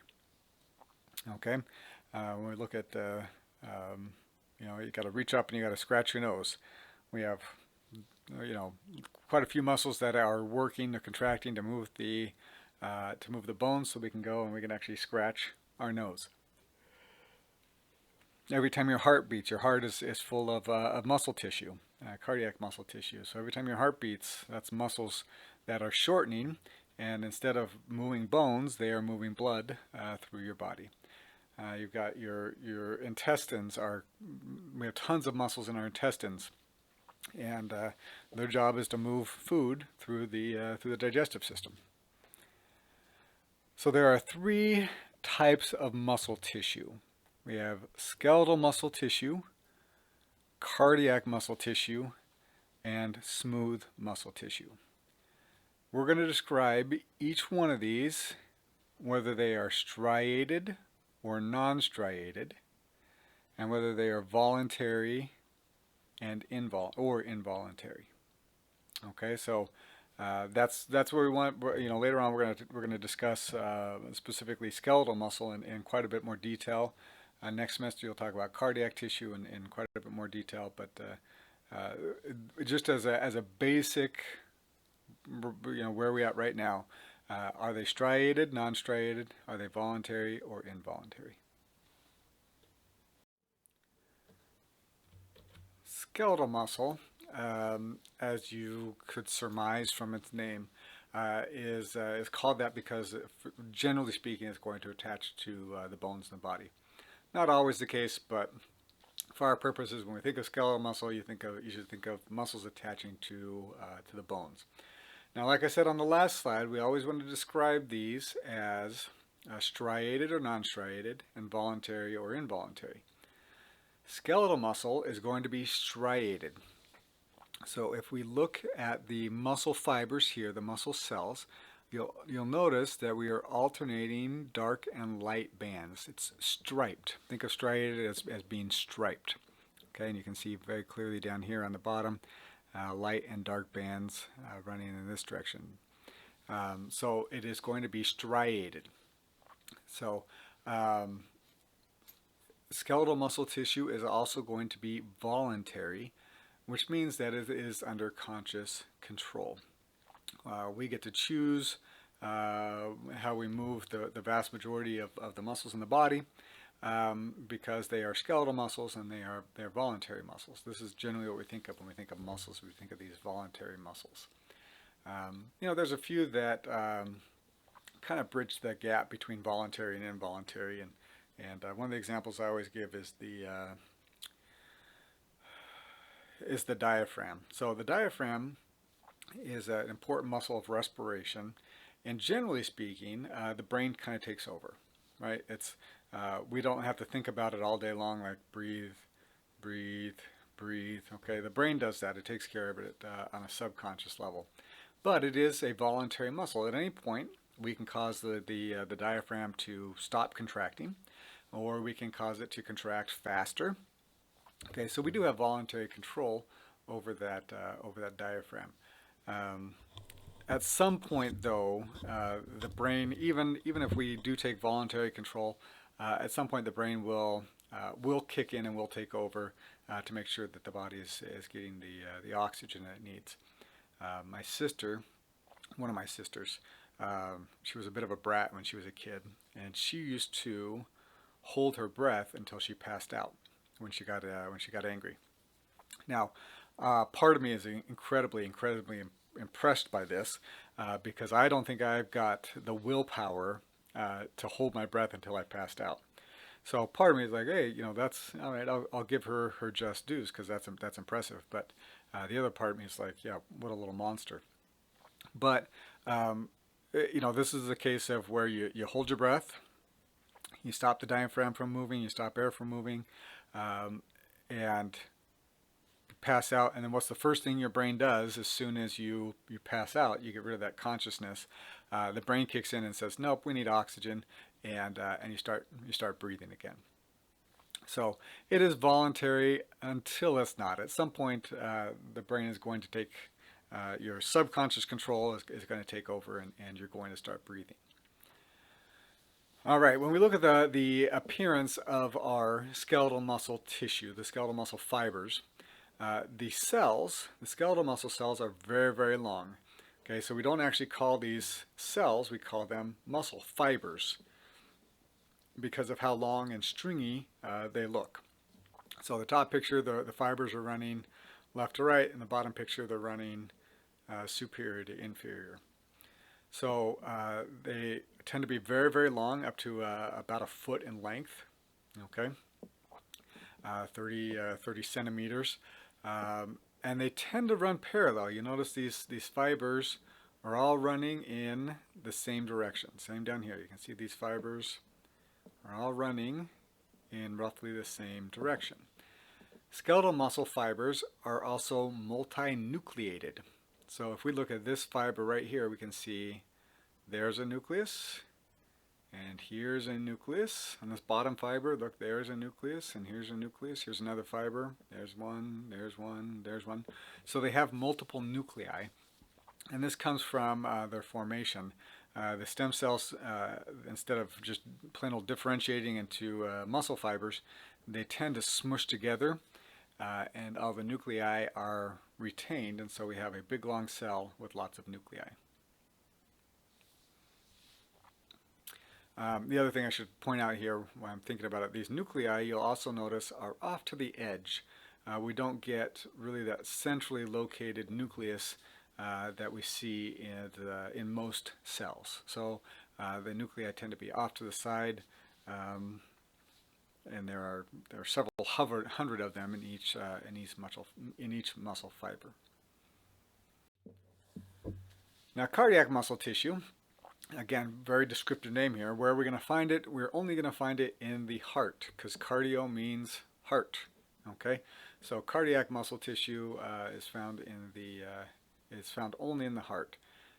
Instead of moving a bone and producing gross movement like we saw with our skeletal muscle, when the cardiac muscle tissue contracts, it's going to pump blood throughout the body. A little bit of a different setup here. So when we look at the microscopic appearance here, so cardiac muscle tissue is striated. You can see those alternating dark and light bands, just like what we saw with our skeletal muscle tissue. But there are quite a few differences here. So you see these dark lines right here and right here. Again, this picture is just like the most perfect picture ever. This is from our lab, and I'll show you kind of the difference here. But these dark lines here, this is known as an intercalated disc. Okay? Whenever you see these intercalated discs, your thought process is over because you know you are looking at cardiac muscle tissue. Okay, it's the only tissue in the body that has these intercalated discs. So you can see these dark lines here. Okay, and those are good. Those are unique to cardiac muscle tissue. These intercalated discs are the ends of a muscle cell. Now, these muscle cells are called myocytes or cardiocytes. Not a big deal. I don't think I asked those types of questions. Whereas our skeletal muscle tissue is really, really long, these cardiocytes tend to be much smaller. They're still pretty big cells, but much smaller than our skeletal muscle fibers. In addition, what else do we see? Each one of these cardiocytes is going to have a single centrally located nucleus. Okay, so we see one big nucleus right in the middle of this this myocyte here. Okay, as opposed again to the skeletal muscle tissue, which have many nuclei pushed off to the edge. In many cases, you'll see branching. Like this bottom picture, you don't see the branching, but in the top picture, you can see the branching of these myocytes. So it's not quite as parallel running these fibers as we saw with our skeletal muscle. Okay, so we look down here. Again, you can see, a little hard to see, but you can see definitely right through there, see some striations. Okay, you see these dark lines. Those are going to be the intercalated discs. You can see them all over the place. And then you can see right in the middle of the cell, we see a nice, large, centrally located nucleus. Again, hard to see a little bit more of the branching on this this bottom slide, but it is there if you are paying attention. Cardiac muscle tissue, it is striated, but it is also involuntary, which I don't know about you, but I'm personally extremely grateful for this. So you don't have to sit there and think all day long. Pump, pump, pump, pump. Right? Can you imagine trying to fall asleep and like, oh no, if I'm not awake, my heart's not going to pump. That'd be rather awful. So it's not under voluntary control. It's controlled subconsciously in the brain. We can, using voluntary measures, we can raise and lower heart rate to some degree, but we don't actually control the beating of the heart voluntarily. The last type of muscle tissue we want to talk about here is smooth muscle tissue. Smooth muscle tissue is also known as visceral muscle, because this is usually the type of muscle tissue we find in organs and tubes in the body, like the large and small intestines, the stomach, in our blood vessels. This is usually where we find our smooth muscle tissue. So in the viscera of the body. This one is always kind of hard to see. I do like this top picture here. Again, these are like perfect examples. Every time I look at this, it always reminded me kind of like a fish in a river. I don't know if you guys can kind of hallucinate that with me. The way that these cells are shaped is they have a fusiform shape. Okay, so kind of like this. Okay, like a football. And then we have that single nucleus kind of right in the middle. And they just kind of stack in there nice and neat together. Okay. No, that was terrible, but you get the idea. Okay. And so that's kind of what we're seeing in the top picture. Same thing down in the bottom picture. Instead of the stream running right to left like we see in the top picture, it's running superior and inferior. But you can kind of see all this nice smooth muscle tissue, and the fish in the river are the nuclei there. Okay. They tend to, in these different organs, they tend to run at different angles. A good example would be the small intestines. So we have a longitudinal muscle that shortens the tube, but we also have a circular muscle in the intestines that closes the tube off. and this is kind of how we propel our food through the intestines. The circle tube, the circle muscle closes the tube off, then the longitudinal muscle shortens, and we just kind of almost like milking the food through the intestinal system.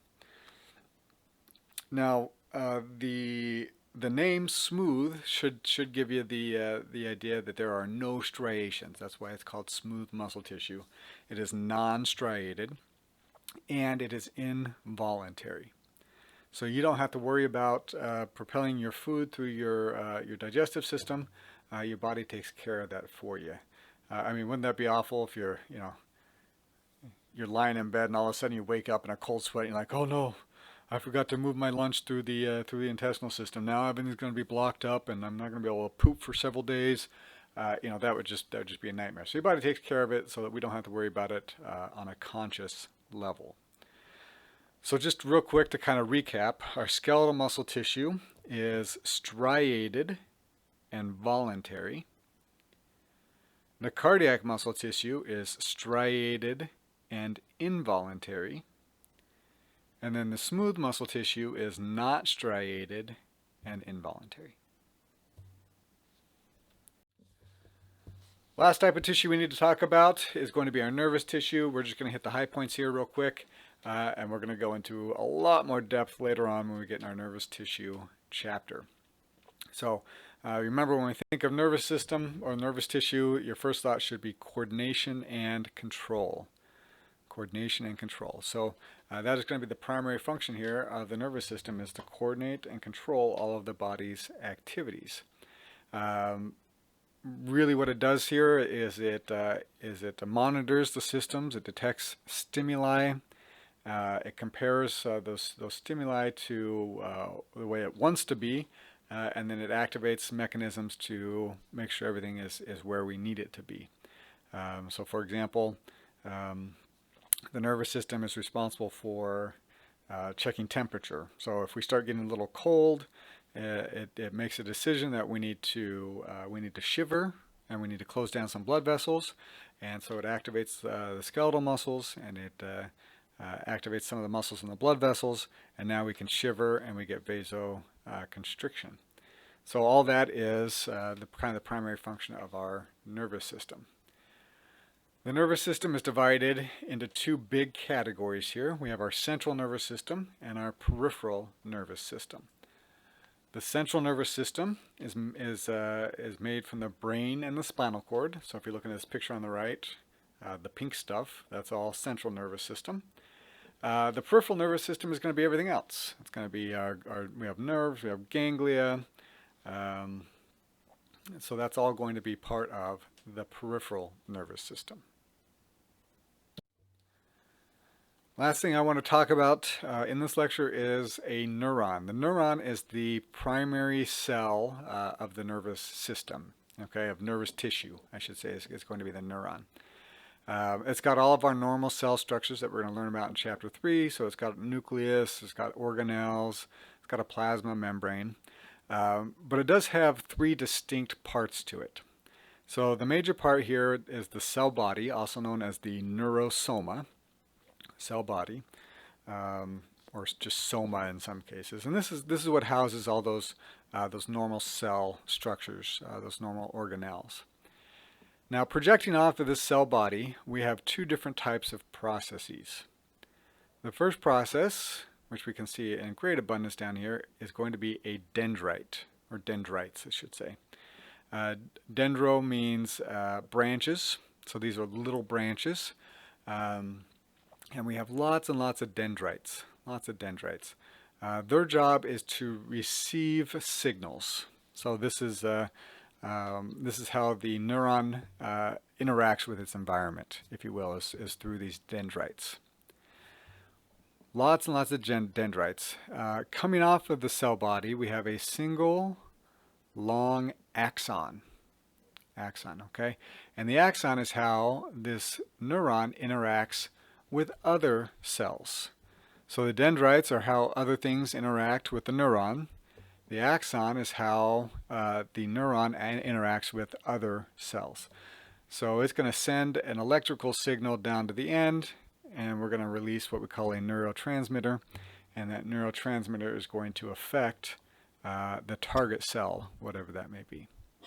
So for this exam, the first exam purposes here, you need to know the different parts of the neuron, and you need to know roughly what they do. So dendrites, they detect stimuli, if you want to think of it that way, and the axons propagate a signal to a target cell.